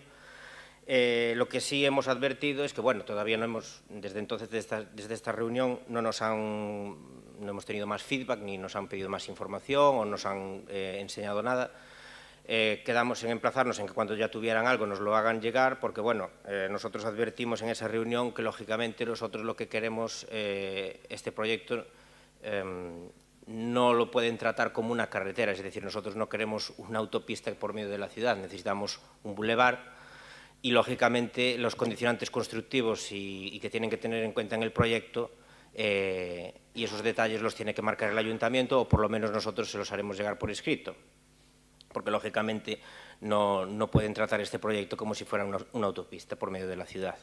Además, tienen que tener en cuenta que se va a abrir o se va a abrir una infraestructura donde no la hay, que eso supondrá un polo de futuros desarrollos urbanísticos y, lógicamente, hay que tener contemplado temas de servicios como el saneamiento y vamos a exigir, lógicamente, que ese proyecto tenga en cuenta un tanque de tormentas, digamos, al final del trazado en el Barbaña, porque es un punto en el que ya ahora tenemos deficiencias y si vamos a abrir una nueva calle con todos los futuros desarrollos que vengan de esa zona, pues nos estarían haciendo un flaco favor si dejan esta infraestructura a medias. Respecto al tema de la ampliación, lógicamente esto es un poco una solución. Este proyecto ojalá se lleve a cabo, pero bueno, será un proyecto cojo en el sentido de que si realmente este proyecto tendría una funcionalidad total y beneficiosa para los orensanos, sí que se complementará lógicamente hasta Barrocanes. Obviamente el Xunta tampouco tendría problema ninguno para ejecutarlo en su totalidad, siempre que se apueste y se quiera invertir en Orense. Porque el tema urbanístico lo tienen solucionado, tienen las herramientas legales para poder hacer el trazado y si realmente se quiere solucionar la movilidad de todo el barrio de Barrocanes hacia Orense, así como los accesos al Chúo, pues solo con el proyecto que tienen en mente hacer, pues no es suficiente. Realmente, si tuviese que elegir, si hubiese dos partes de este proyecto, fuese la parte que van a ejecutar y la que se queda sin ejecutar, realmente la más beneficiosa para Orense es la que van a dejar sin hacer. Porque realmente, si se quiere que las autopistas, si se quiere que las ambulancias tengan un acceso directo al Chúo, sin recovecos, y así como también... No, perdón. Por favor. Estás equivocada. Entonces, en definitiva... lo que tienen en proyecto ojalá sea ejecutable. También el proyecto tenía un tercer proyecto de sendas que iba por el Chúo y quedó en el tintero, no lo dieron ejecutado. Entonces ojalá llegue a buen puerto y no hagan como en otras ocasiones y pasen todas las exigencias y los requisitos del Concello, pues hagan caso omiso. Esperemos que esta vez sea diferente. Nada más, gracias. Muchas gracias, Fran. Iniciamos el segundo turno, bajamos a 4 minutos, perdonad un segundo, 5 menos 4, e Luís, tes a palabra cando queiras.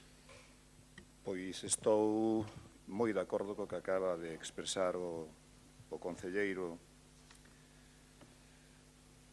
pero vou engadir algunhas cuestións a maiores, non? Porque acúsasenos de enredar, de que Ourense precisa unha oposición responsable, parece que se decía, bueno, Ourense o que precisa é un goberno que teña en conta as demandas das veciñas e veciños, non? Falábame de un compromiso asinado. Bueno, eu os compromisos do Partido Popular poños en dúbida, non? En cuarentena, porque tamén asinaron hai un tempo un compromiso no que decían que a xestión do CAP iba a ser de xestión pública directa, chegou a hora da verdade e donde dije digo, digo Diego. Non? Por tanto, permítame, insisto, que poña en cuarentena os seus compromisos. E, ademais, os seus compromisos se os coñecemos. Os compromisos con Ourense se os coñecemos. Non?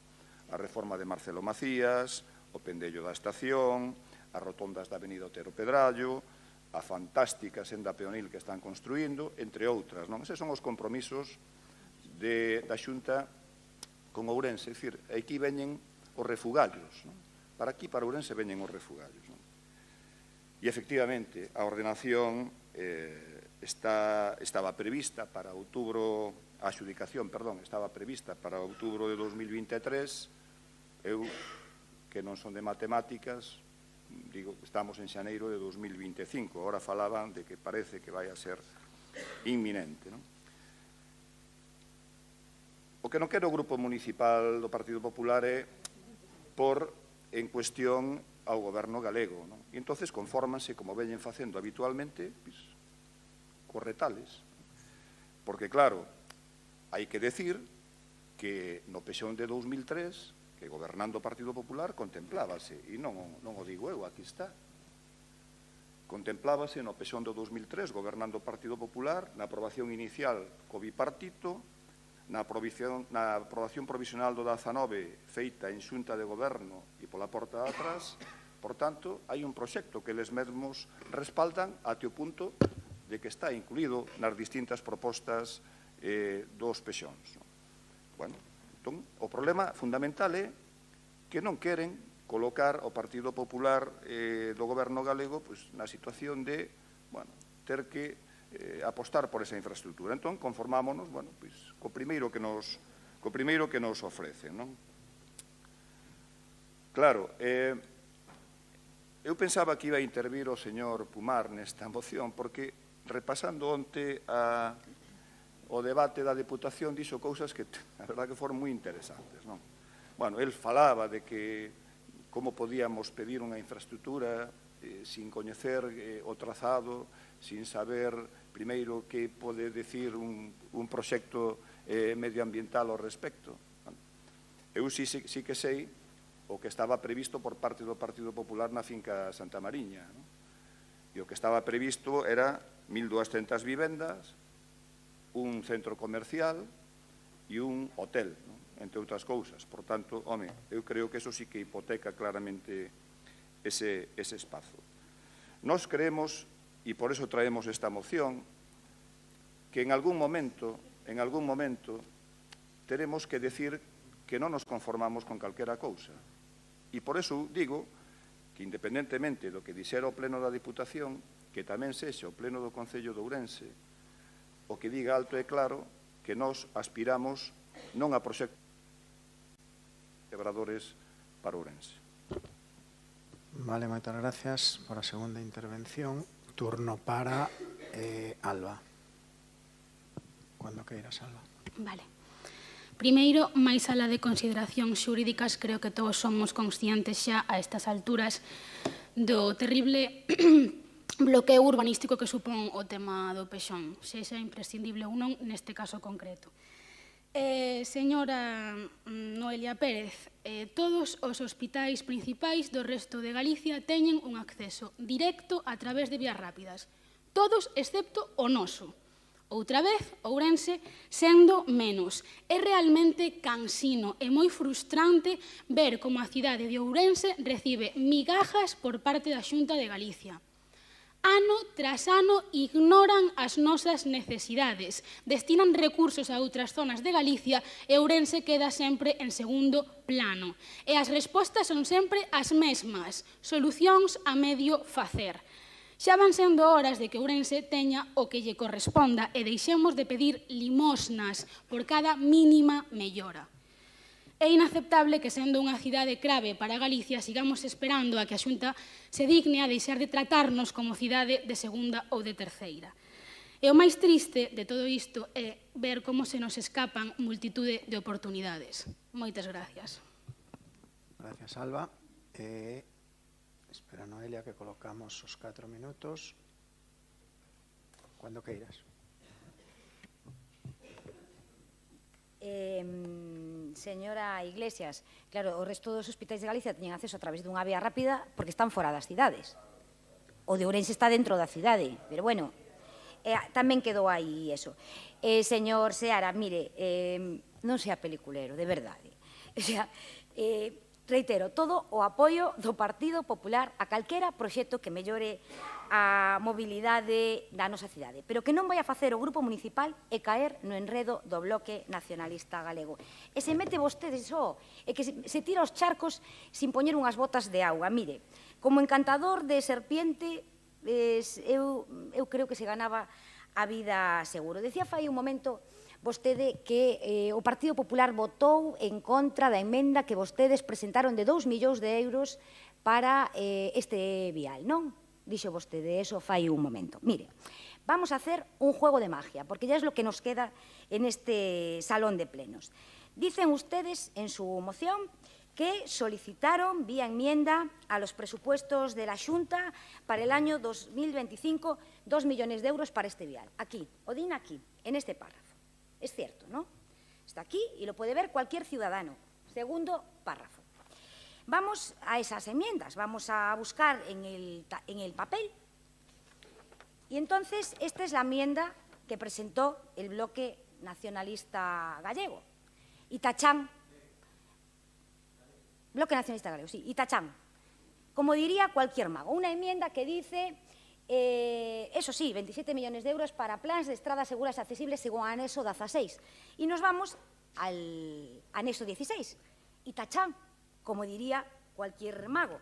Desaparecieron, señores concejales del Bloque Nacionalista Gallego. No hay 2 millones de euros aquí para la conexión del vial. Hombre, yo se lo puedo dejar al alcalde ahora mismo tal para que lo vea. Y me dice usted en dónde están los 2 millones de euros. O a cualquier ciudadano. Le voy a pedir al Grupo Municipal que lo cuelgue en las redes. Mire, ¿saben lo que nos encontramos aquí? Una partida genérica de 27 millones de euros para 102 actuaciones, 102 actuaciones. 27 millones de euros. Si hacemos las cuentas, a mí me sale una media de 269.000 euros por proyecto. A mí. Bueno, 269.000 euros por proxecto. Déixeme acabar de falar. Non, demagoxia non, en realidade, realidade. Vamos, 269.000 euros para proxecto, pois é lo justo, señor Seara, por favor, déixeme falar. Por favor, deixamos falar. 269.000 euros por proxecto. Por favor, Natalia. Luis, suficiente. Sigue, Noelia. 269.000 euros por proyecto es lo justo para un par de señales y un paso de peatones elevado si nos ponemos optimistas. Pero bueno, aquí es donde se cumple el dicho, señor Seara, de se pilla antes a un mentiroso que a un cojo, ¿no? Sonaba bien, muy comprometidos con Barrocás y con Ourense, el Partido Popular de Galicia rechazó la enmienda, pero este es el juego de magia del Bloque Nacionalista Gallego. Esos 2 millones de euros Luis, no aparecen por ningún que... lado, señor Seara. Aparecen un batiburrillo de actuaciones sin priorización y sin criterio. A lo mejor es más importante la actuación de Bueu y le vamos a asignar ahí 2 millones de euros.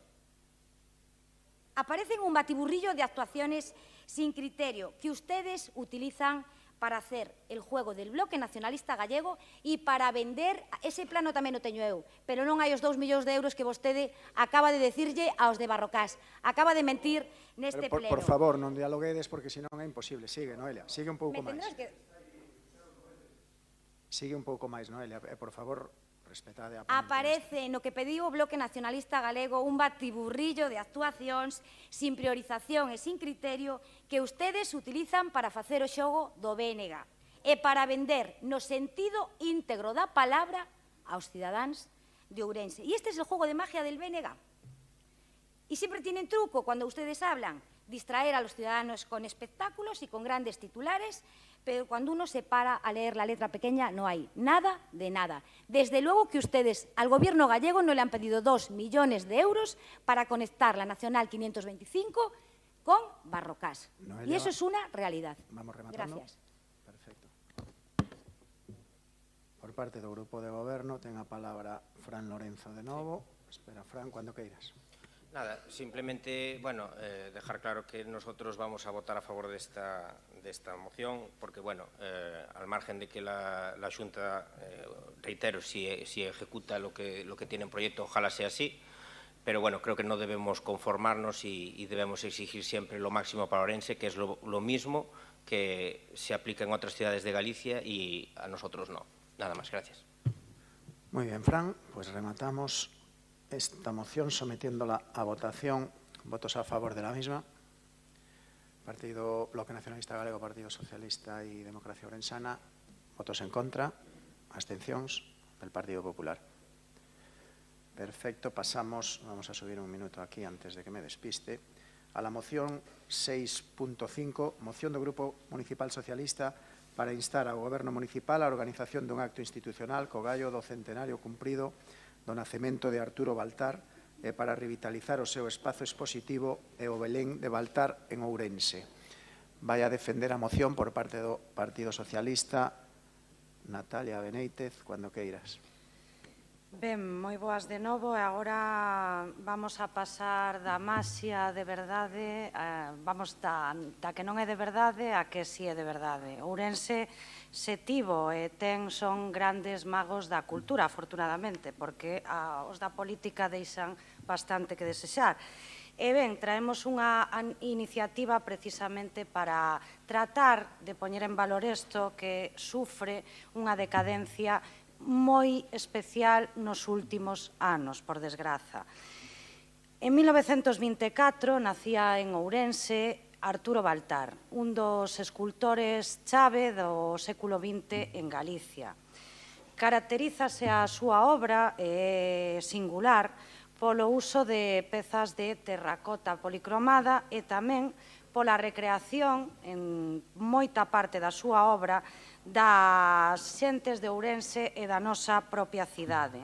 Arturo foi, durante moitos anos, alumno aventaxado da Escola de Artes e Oficios Antón Faílde e foi amigo e compañeiro dese grupo que referente no mundo da cultura en Ourense chamado Os Artistiñas, que, como todos sabedes, está integrado por xente de sobra coñecida, que a maior parte delas afinou, como Buciños, como Xaime Quesada, como José Luis de Dios ou como Acisclo Manzano, entre outros.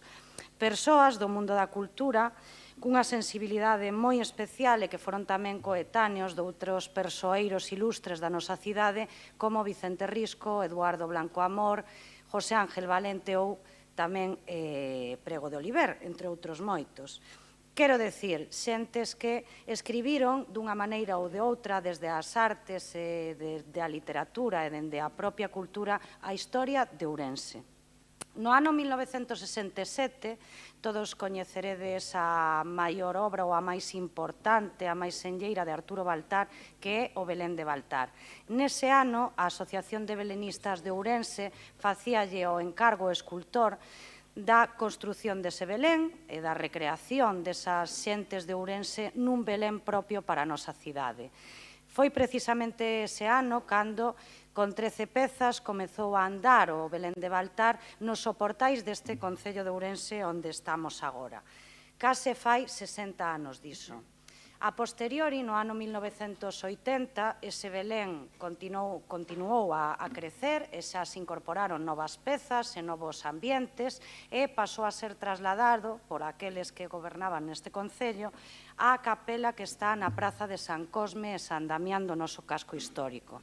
Ali reside dende aquelas, dende o ano 1980. O Belén de Baltar foi durante moitísimos anos, hasta un pasado recente, o acto de inauguración do Nadal en Ourense.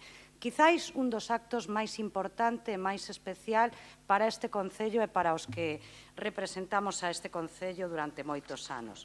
Nese Belén hai case un centenar de escenas de lugares da nosa cidade ou de persoas importantes, algúns deles protagonistas da novela de Eduardo Blanco Amor como a Esmorga, outros como Paragüeiro ou Afiador, clásicos e parte da identidade da nosa cidade, as bodegas, podería citar innumerables escenas da cidade de Ourense.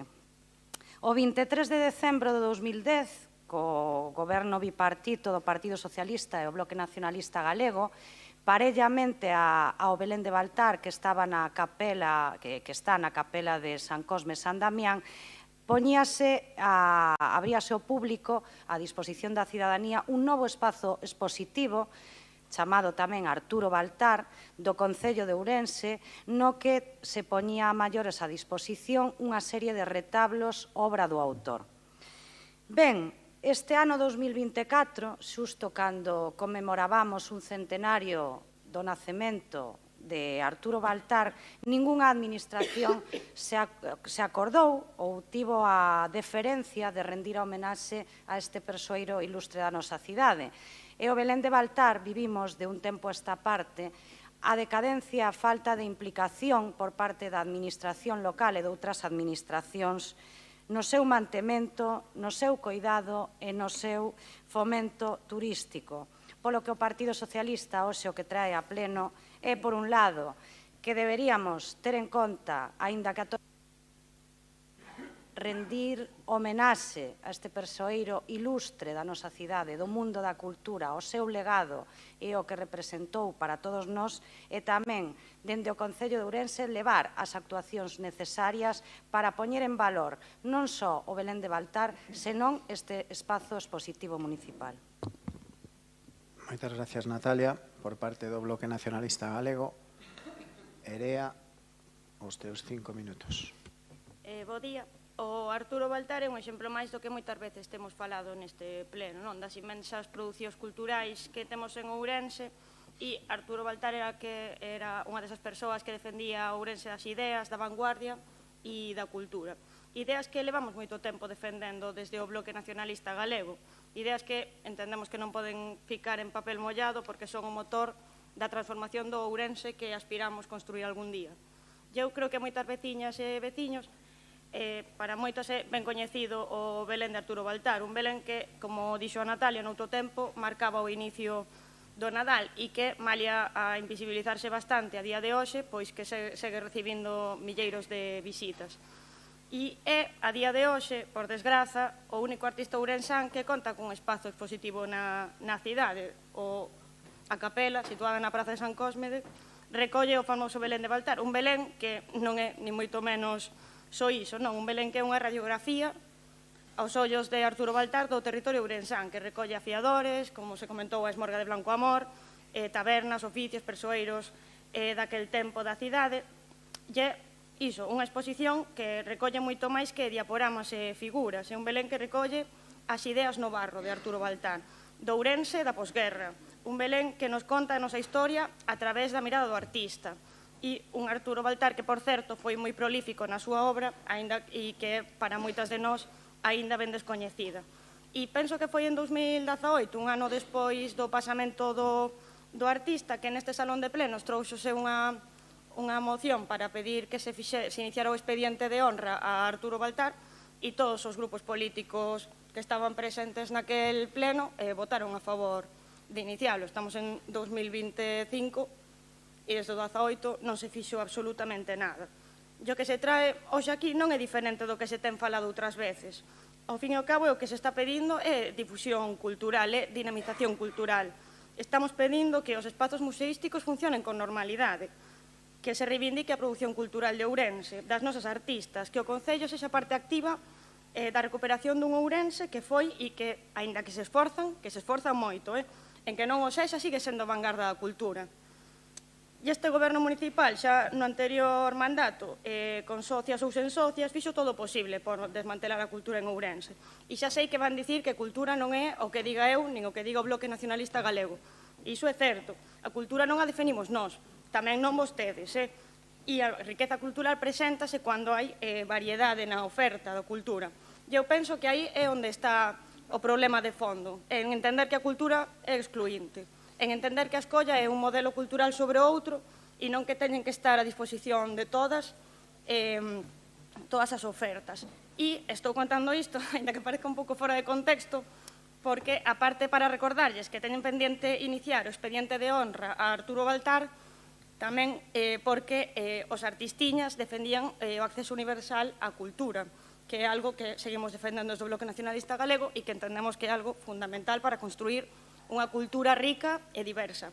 E, por último, desde o Bloque Nacionalista Galego queremos facer un pequeno matiz á moción que cambia significativamente, pero que non ten nada, que a idea de que Arturo Baltar naceu no ano 24 é unha idea errada, que, de feito, varias fontes, o propio Pepe Luís e tamén Antón Lopo, que foi un xornalista que fixo un libro sobre Arturo Baltar no ano 22, descubriu que a data e o lugar de nacemento reales eran na Habana no ano 31. Entón, por suposto, imos votar a favor desta moción, pero agardamos sermos outras que esteamos no centenario para poder ofrecer, poñer en valor a súa obra e reivindicarmos o seu legado. Gracias.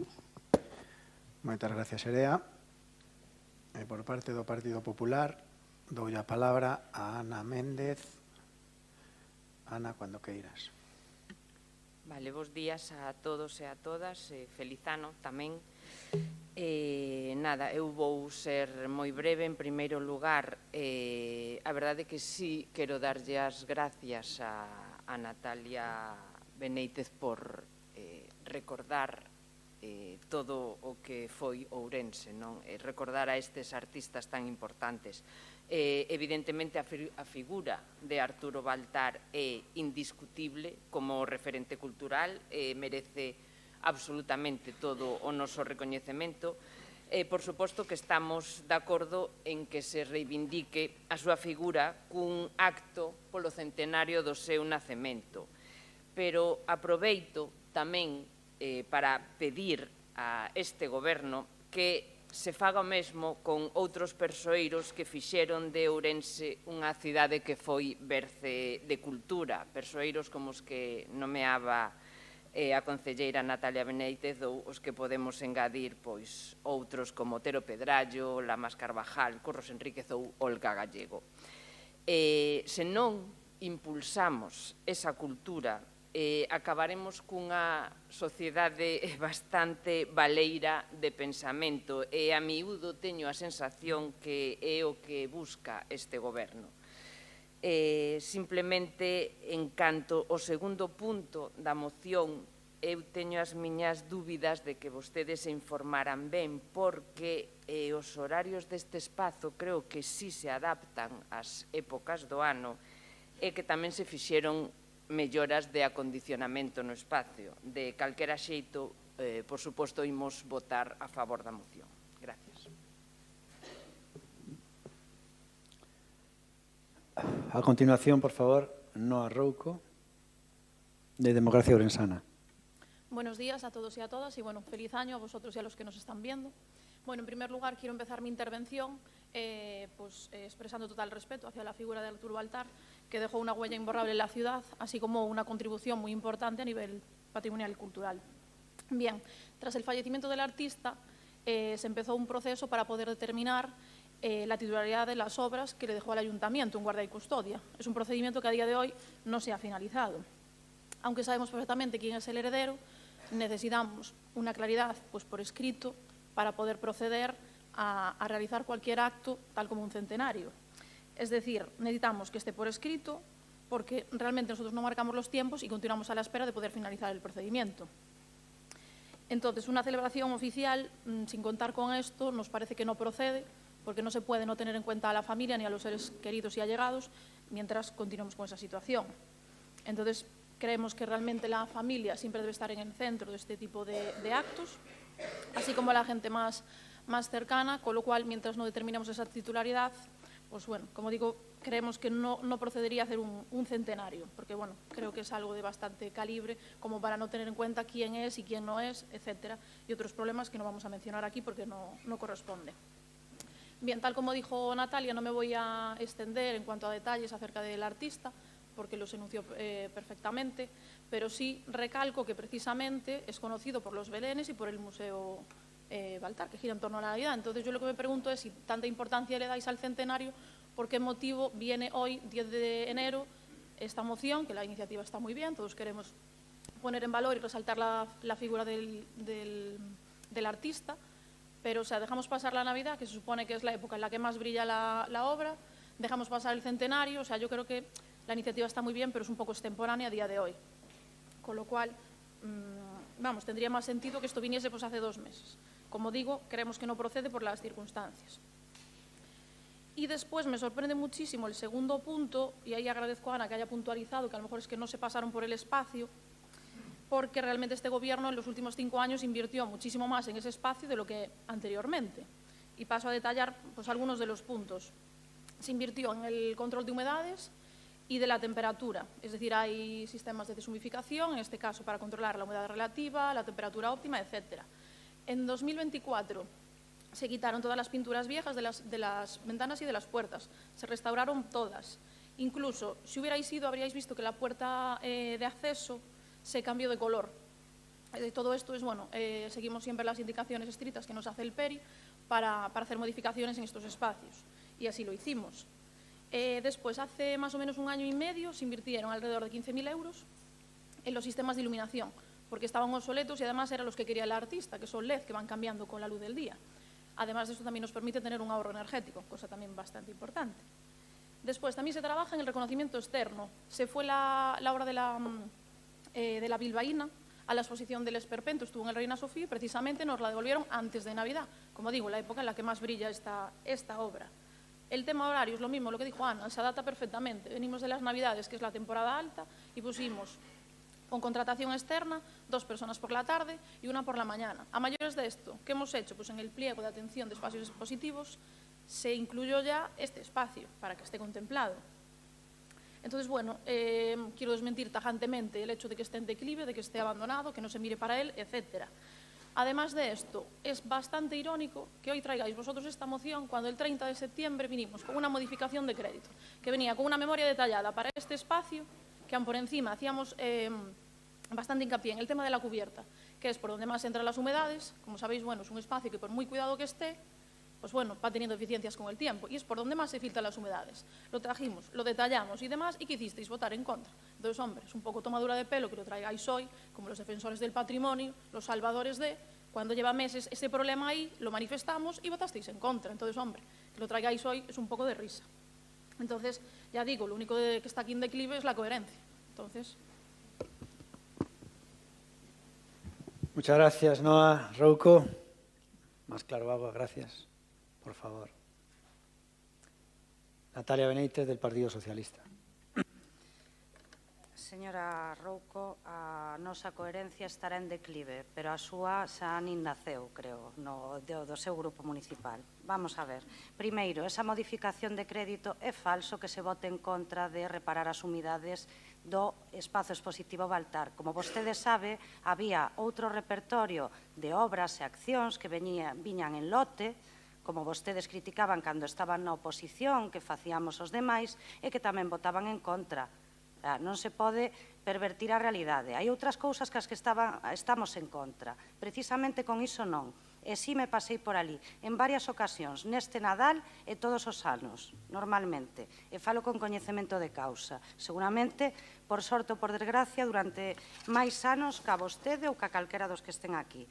E dígolle, vamos a ver, sei perfectamente que este Goberno, e teño que dicilo, e digo aquí, si acometeu durante todos estes anos obras necesarias para acondicionar ese espacio, pero fai falta moito máis. O primeiro, unha sinaléctica apropiada. O único cartel que hai, os únicos folletos turísticos que hai, datan de fai case 15 anos, da Consellería de Cultura de cando gobernaba o Partido Socialista e o Bloque Nacionalista Galego. De acordo? E os horarios, a pesar de que vostedes dicen que se puxeron persoas de reforzo, se subcontratou unha empresa, durante o Nadal houbo colas e houbo moita xente que se quedou sen ver o Belén de Baltar precisamente porque os horarios pechaban ás 8 da tarde, cando en moitos casos moitas desas persoas e as súas familias saían de traballar. E algúns deles presentaron solicitudes para que se ampliara ese horario, non só en horario de mañá, que só era de 11 a 1, senón tamén en horario de tarde ata as 9 da noite. E iso é verídico e está aí, non é unha invención nosa. E ben, con respecto a isto, decirlle á miña compañeira Erea, por suposto, bueno, tamén decirlle, traémola agora porque nós non somos adivinos, no ano 2024, hasta que rematou, non nos sorprendía que o Concello de Ourense e o Goberno Municipal que temos aquí non fixera ningún tipo de recoñecemento ou homenaxe a Arturo Baltar. Eso non nos sorprendía. Podía ser que tanto a Xunta de Galicia ou a Deputación Provincial si se acordaran dun escultor o máis importante de Ourense, un dos máis importantes do noso país. Sí, podían estar a tempo. E que quere que lle diga? Chega agora, pero nunca é tarde se a dita é boa. O gallá que vostedes tomen nota e que entre todos, igual que se fixo coa aprobación do expediente de honores fai uns anos, lle poidamos rendir homenaxe desde esta institución e poidamos seguir conseguindo melloras independentemente de cando se celebre o seu centenario, porque Arturo era moi mirado con eso da idade, precisamente por eso surxen estas discrepancias de anos en donde naceu, cando naceu e de que maneira.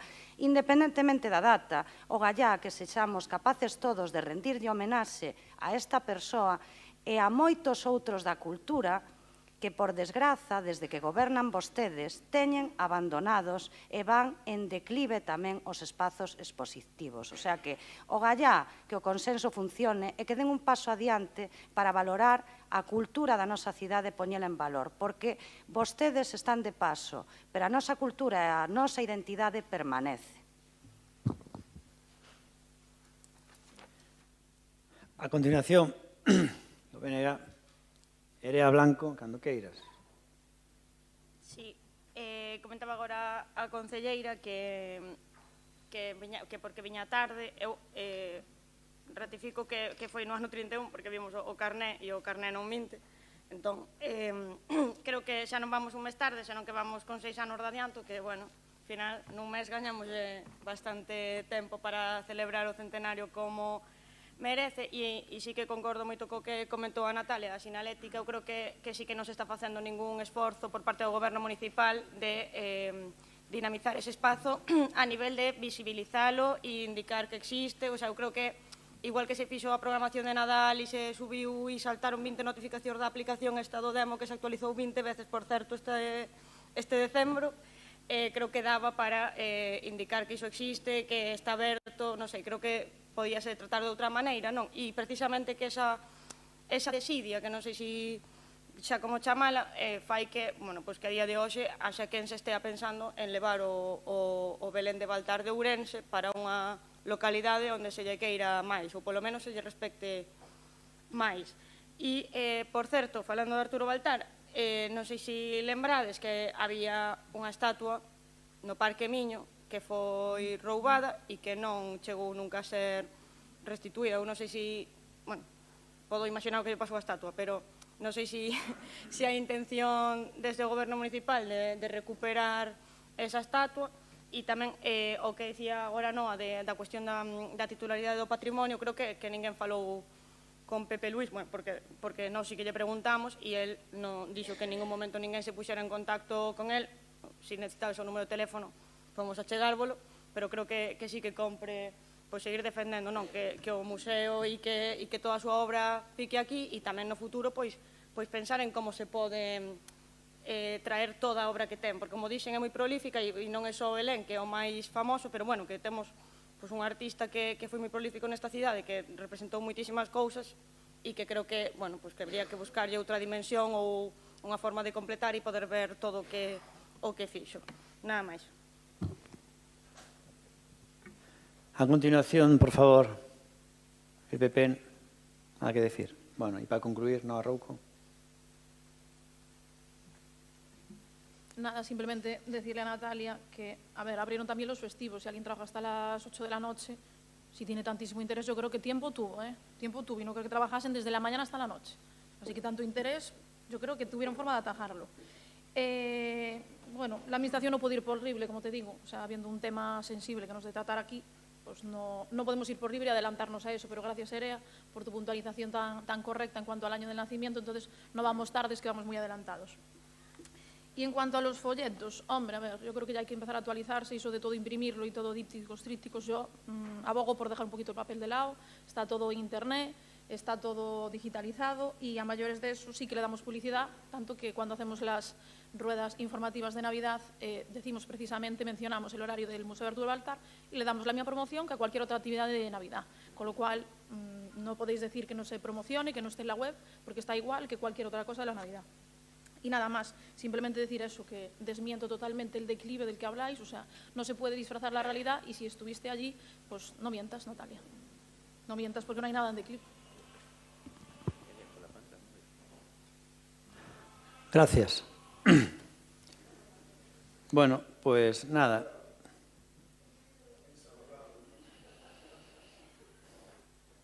Bueno, pues un poco en la línea que decía Noa y tocando también tangencialmente este tema, me llama la atención porque tiene mucho que ver también con muchas críticas y argumentos que se dicen del arte minoritario, de que mucha gente, cuando un arte minoritario, pues a mucha gente pues no le gusta y tiene poco público, es decir, que no le gusta a la gran mayoría y arrastra poco público, siempre dice, oye, esto tenéis que promocionarlo más. No estoy diciendo en este caso, obviamente, que el Belén de Baltar se encuadre en eso, porque yo creo que le gustaría a la gran mayoría de los que van allí, lo ven, realmente sí que le gustaría, ¿no?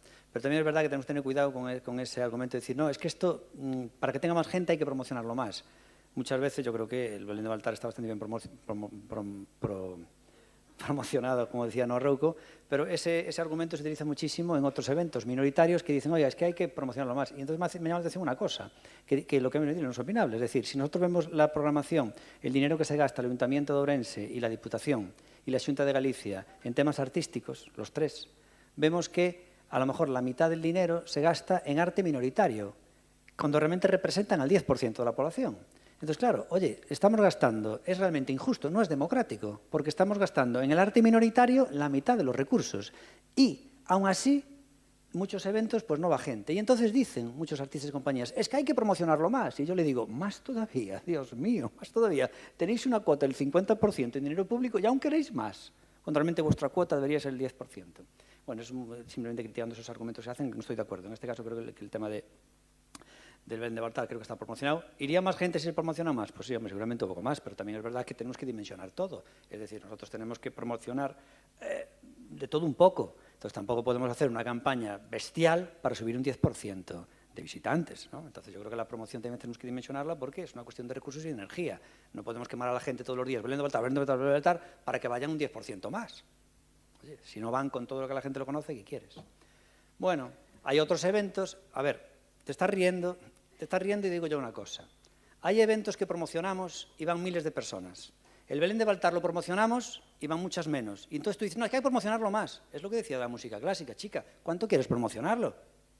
Es que, ¿quieres que todos los días estemos Belén de Baltar, Belén de Baltar, Belén de Baltar? Por favor, ¿vale? Si no sabes nada de marketing, no te rías, chica. ¿Que todos los días Belén de Baltar, Belén de Baltar, Belén de Baltar? No, señor. El tema del Halloween se promociona antes del Halloween una temporada. No estamos todo el día Halloween, Halloween, Halloween, Halloween. Y porque lo digamos no va a ir más gente. No va a ir más gente, no. ¿Tú viste lo que pasó con la cabalgata? La cabalgata se cambió, en el último momento se cambió de recorrido por el tema por evitar, si llovía antes de la cabalgata, yo ya sabía, tenía información privilegiada de que cuando durante la cabalgata no iba a llover. Pero por si antes de la cabalgata llovía, teníamos que resguardar allí a toda la comitiva, ¿no? Vale, entonces se cambió. Oye, se enteró todo el mundo en un día. Vale, entonces tú tranquila, que el Belén de Baltar, todo el mundo sabe que está allí. Si no van más es porque no quieren. Acéptalo. Vale, bueno, acéptalo, no quieren. Bueno, yo mismo, a mí me gusta el Belén de Baltar. ¿Sé dónde está? Pues llevo 4 años sin ir, o 3. Ya lo vi. ¿Y qué? Porque me lo digas que está allí no voy a ir. Porque me lo repiten veces no voy a ir. Y las veces que voy me gusta, coño, pero no fui. Tengo otras cosas que no sé. No fui, y lo conozco, y me gusta. E non fun. Se me estás todo o día que co rollo aí, pois cambio de canal. Joder. Vale. Ao final vamos a coller manía. Se o repitemos e coller manía. Bueno, pues nada máis. Vamos a votar este tema. Votos a favor? PP, PSOE e BNG. Votos en contra ninguno y abstención. Muy bien. Bueno, pues nos vamos ya ahora a otra sección, que será ruegos y preguntas, y yo creo que el pleno ya será por finalizado, ¿no? Prácticamente, ¿no? Entonces, en ruegos y preguntas, nada, vamos a empezar por el BNG, son 6, y luego los demás partidos, PSOE y BNG. Entonces, por favor, no hay que agotarlas, obviamente, las preguntas, y vamos a ver si las damos respondido aquí o por escrito. Señor Seara, por favor, cuando quiera. Pois estas que vou a facer son dúas patrocinadas por Cabreiroá. A primeira, sí, porque a verdad que ten tela. Eu non lle fixen moito caso, tomei má coña, pero a mí pareceme...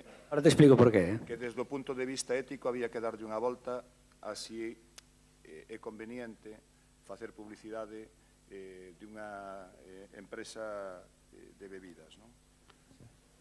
Da igual, da igual. Bueno, a primeira é, dos 17 vasos das 5 zonas termais coas que contamos, somente se están abertos a día de hoxe 2 na Burga de Canedo. A pregunta é, cando está previsto aperturar o resto?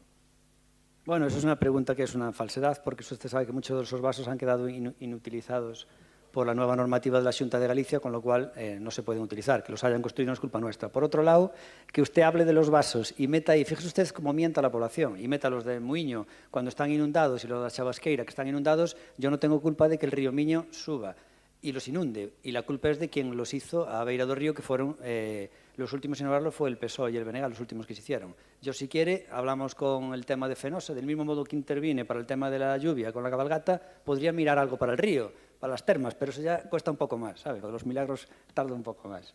Bueno, entonces, y luego respecto a la apertura de las burgas, pues creo que es inminente. Siguiente pregunta.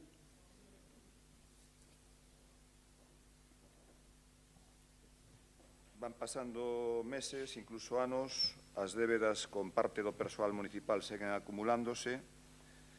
Cando está previsto saldar as débedas que o Concello mantén a día de hoxe, incumprindo ademais varias sentencias judiciais, tanto cos bombeiros como coa policía local? No lo sé, pero están siguiendo sus procesos burocráticos, y usted sabe también que muchos de estos temas están parados porque han estado en distintos departamentos del Ayuntamiento de Ourense, donde lo tienen los funcionarios retenidos y pasan los días legales. Es decir, sabes tú que hay departamentos que tienen 10 días para hacerlo y no lo hacen en 10 días. Con lo cual, usted sabe mejor que nadie que está en muchos departamentos funcionariales y que nosotros no está exactamente que dependa de nosotros. Siga, por favor. En la tercera pregunta.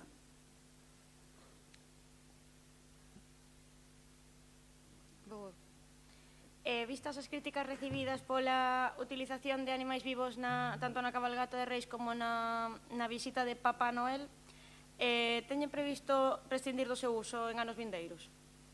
Es una pregunta capciosa porque críticas, usted lo dice, de una minoría. Entonces, las críticas, usted parece que es una crítica de una mayoría cuando es una crítica de una minoría. Entonces, la pregunta es capciosa, ¿vale? Nosotros, claro, se me entiende, las críticas cero no existen. Entonces, lo que sí le puedo decir es que nosotros cumpliremos la ley de, obviamente, animal, la cumpliremos siempre, con lo cual haremos lo que la ley permita. Cuarta pregunta. Cuarta, por favor. É un rogo. Estes días estás a instalar a sinalización que advirte das zonas videovixiadas nos accesos á zona histórica. Unha sinalización que se está a poñer exclusivamente en castelán, vulnerando claramente a normativa vixente e supondo un ataque máis cara ao galego, lingua propia e cooficial do país. Polo que lle rogamos modifiquen dita cartelería para que na mesma figure canto menos tamén en galego. Muy bien. Y quinto ruego, pregunta.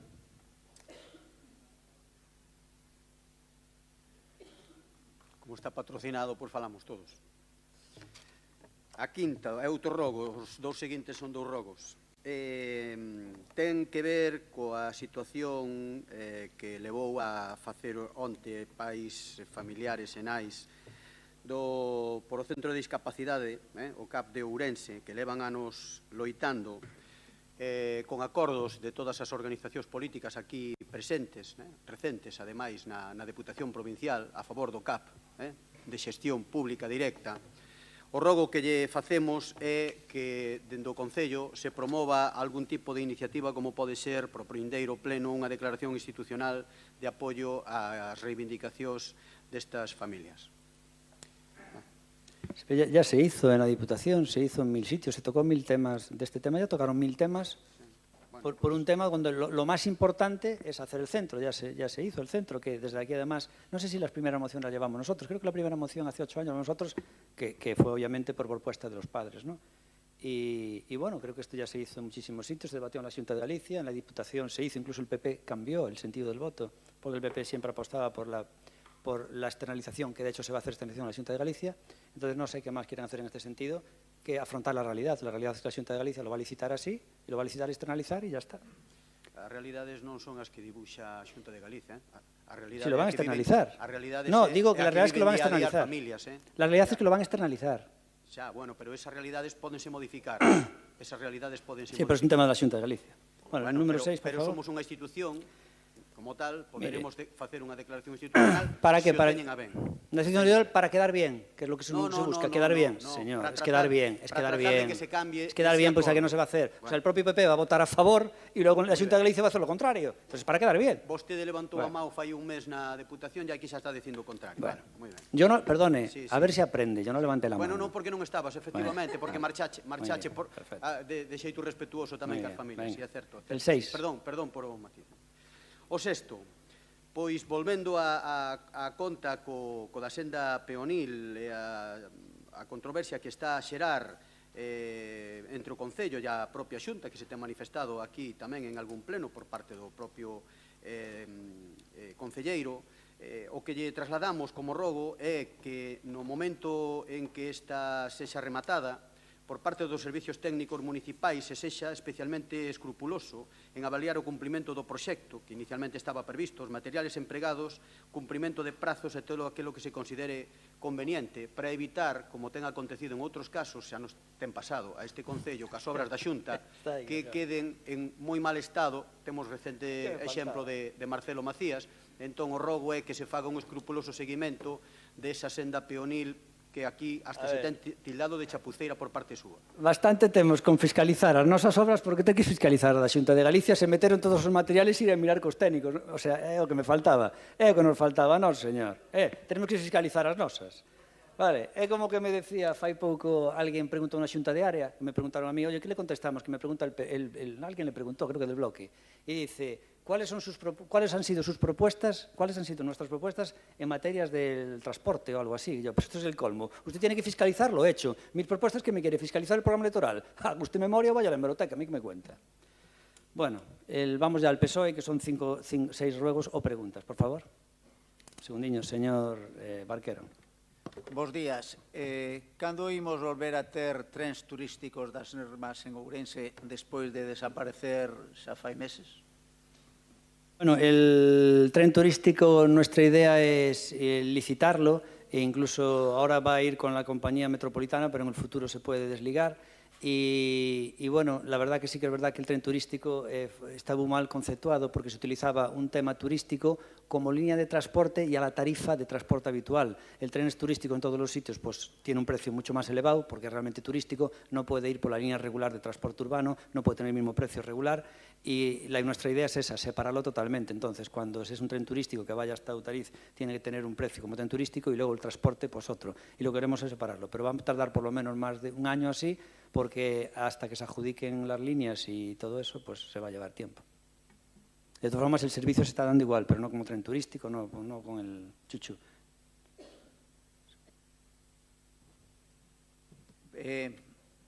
Para cando os orzamentos do 2025? Pues primero vamos a intentar aprobar, me parece que las ordenanzas del agua y la basura, y a continuación ya ellos. Entonces debería ser, obviamente, antes del verano. De este año. Van a estar muy bien, además. El 3, por favor. ¿El 3 quién es? Ai, Dios mío. Bueno, dúas preguntiñas. Unha, na última xunta de área de Servizos Sociais e Igualdade falaban de que por fin iban a desbloquear o tema do rueiro femenino a través de expedientes de incoación de expedientes de honra de maneira independiente a cada unha das figuras femininas. Entonces, a pregunta é que prazos ou que horizonte teñen previsto xa neste ano 2025 para activar o primeiro expediente de honra deste rueiro. Entendemos que a Olga Gallego que é a muller que máis avales recolleu dentro do rueiro feminino. Por escrito le contestamos. Cuarta, por favor. Con respecto a un tema que quedou no tinteiro, que era o do paso a nivel de Peliquín, como recordarán, está pendente por parte de todos os grupos políticos que apoiamos aos veciños e veciñas, a excepción de Democracia Ourensana, pois firmar unha declaración institucional en apoio aos veciños e ás súas reivindicacións. O que lle trasladou o Goberno municipal a eses veciños é que encargara un estudo topográfico para saber se era viable ou non. Agora, a pregunta é, teñen ese estudo, é viable ou non, que van facer? Yo creo que este cuarto ruego pregunta es una hipocresía similar al que pasó en la moción de Arturo Bartal, en la que ustedes piden una dignificación y una mejora y al final votan en contra. No lo dejamos aquí. Mire, esto es aquí igual que lo del tema de externalización. En el tema de Pilipín, ustedes saben que quien lo hizo es el Estado español y están gobernando el PSOE. Ustedes, entonces ustedes, que son los que hicieron esta obra que no es del gusto de los vecinos, que ahora vengan aquí, el mismo PSOE que hace eso en Madrid, viene Orense a través de su franquicia aquí local y dice, oiga, esto es intolerable, tenemos que hacer algo, una declaración institucional, sabiendo que no vale para nada. Porque la obra obviamente ya está licitada y adjudicada, ¿no? Ya está adjudicado, ¿no? Entonces,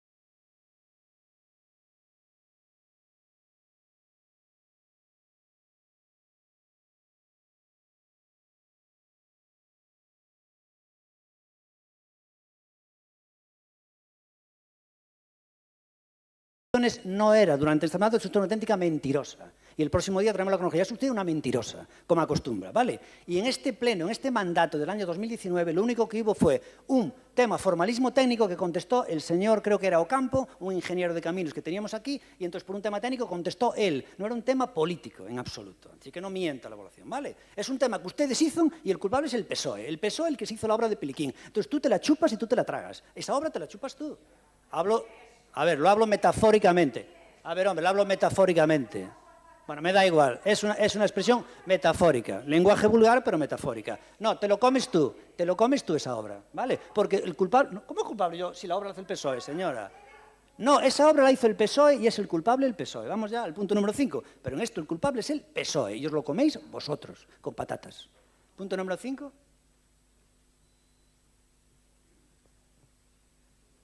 Esta é unha pregunta referente ás subvencións das AMPAs para a concelleira dona Tamara, por saber se a día de hoxe se van pagar ou se fiscalizadas ou se perden. Entón, quería saber que está a ocorrer. Se le contestará por escrito. Y la número 6, por favor. E tamén para Tamara, si ten a ben, si se vai recuperar o Consello Escolar Municipal ou se deixará esmorecer.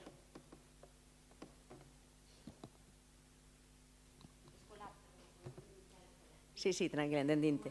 En principio non se contempla, de feito, bueno, xa leva varios anos, incluso anteriores a esta legislatura, desde... Correcto. Muchas gracias, Partido Socialista. Vamos con el Partido Popular. Tienen 6 ruegos o preguntas en caso de que los quieran agotar. La primera, nadie, sí. Es Noelia del PP. Un segundiño. Cuando quieras. Bueno, yo no sé si viene bien esta foto y si se pueden ubicar todos. Este lago, porque no es un charco, se encuentra en donde finaliza, en uno de los límites de la plaza de la estación intermodal. al lado de una parada de autobuses y lo sufren cada vez que llueve las vecinas y vecinos del puente, porque además es el acceso, ¿no?, que hay al centro de salud. Yo no sé de quién es responsabilidad, si es responsabilidad municipal. Nosotros lo que queremos hoy es que se actúe y si no es responsabilidad municipal, pues que se inste a la administración competente para solucionar este problema que sí de verdad está ocasionando una dificultad a los vecinos y vecinas del puente y que es muy transitado. Muchas gracias. Ruego, pregunta número 2. No, es un ruego, es un ruego. ¿Quieres decir algo? Espera, que le van a decir algo de ese ruego. Yo no quiero que ¿Le van a decir algo del ruego? ruego? Ya que dice un ruego, un segundo. La vía es titularidad de Fomento y el defecto seguramente es de las obras de Adif, pero trataremos de gestionarlo para que lo subsanen. Gracias. Yo se lo agradezco porque este es un problema que se ha quedado desde que acabaron las obras, ya no es de ayer y lo llevan sufriendo mucho tiempo. Entonces, el Ayuntamiento tiene que defender también los intereses de los vecinos. Bueno, pues la misma situación podemos observar en esta otra foto, que es de la Avenida de Santiago. En el cruce que hay antes de la Plaza de la Marina.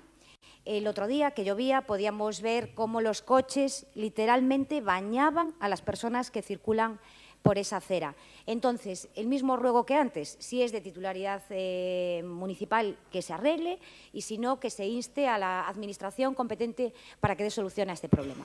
Dicen que es titularidad de Fomento del Estado español. Vale. Punto número 3. Del PP. Ningún más ruego ni pregunta, ¿no?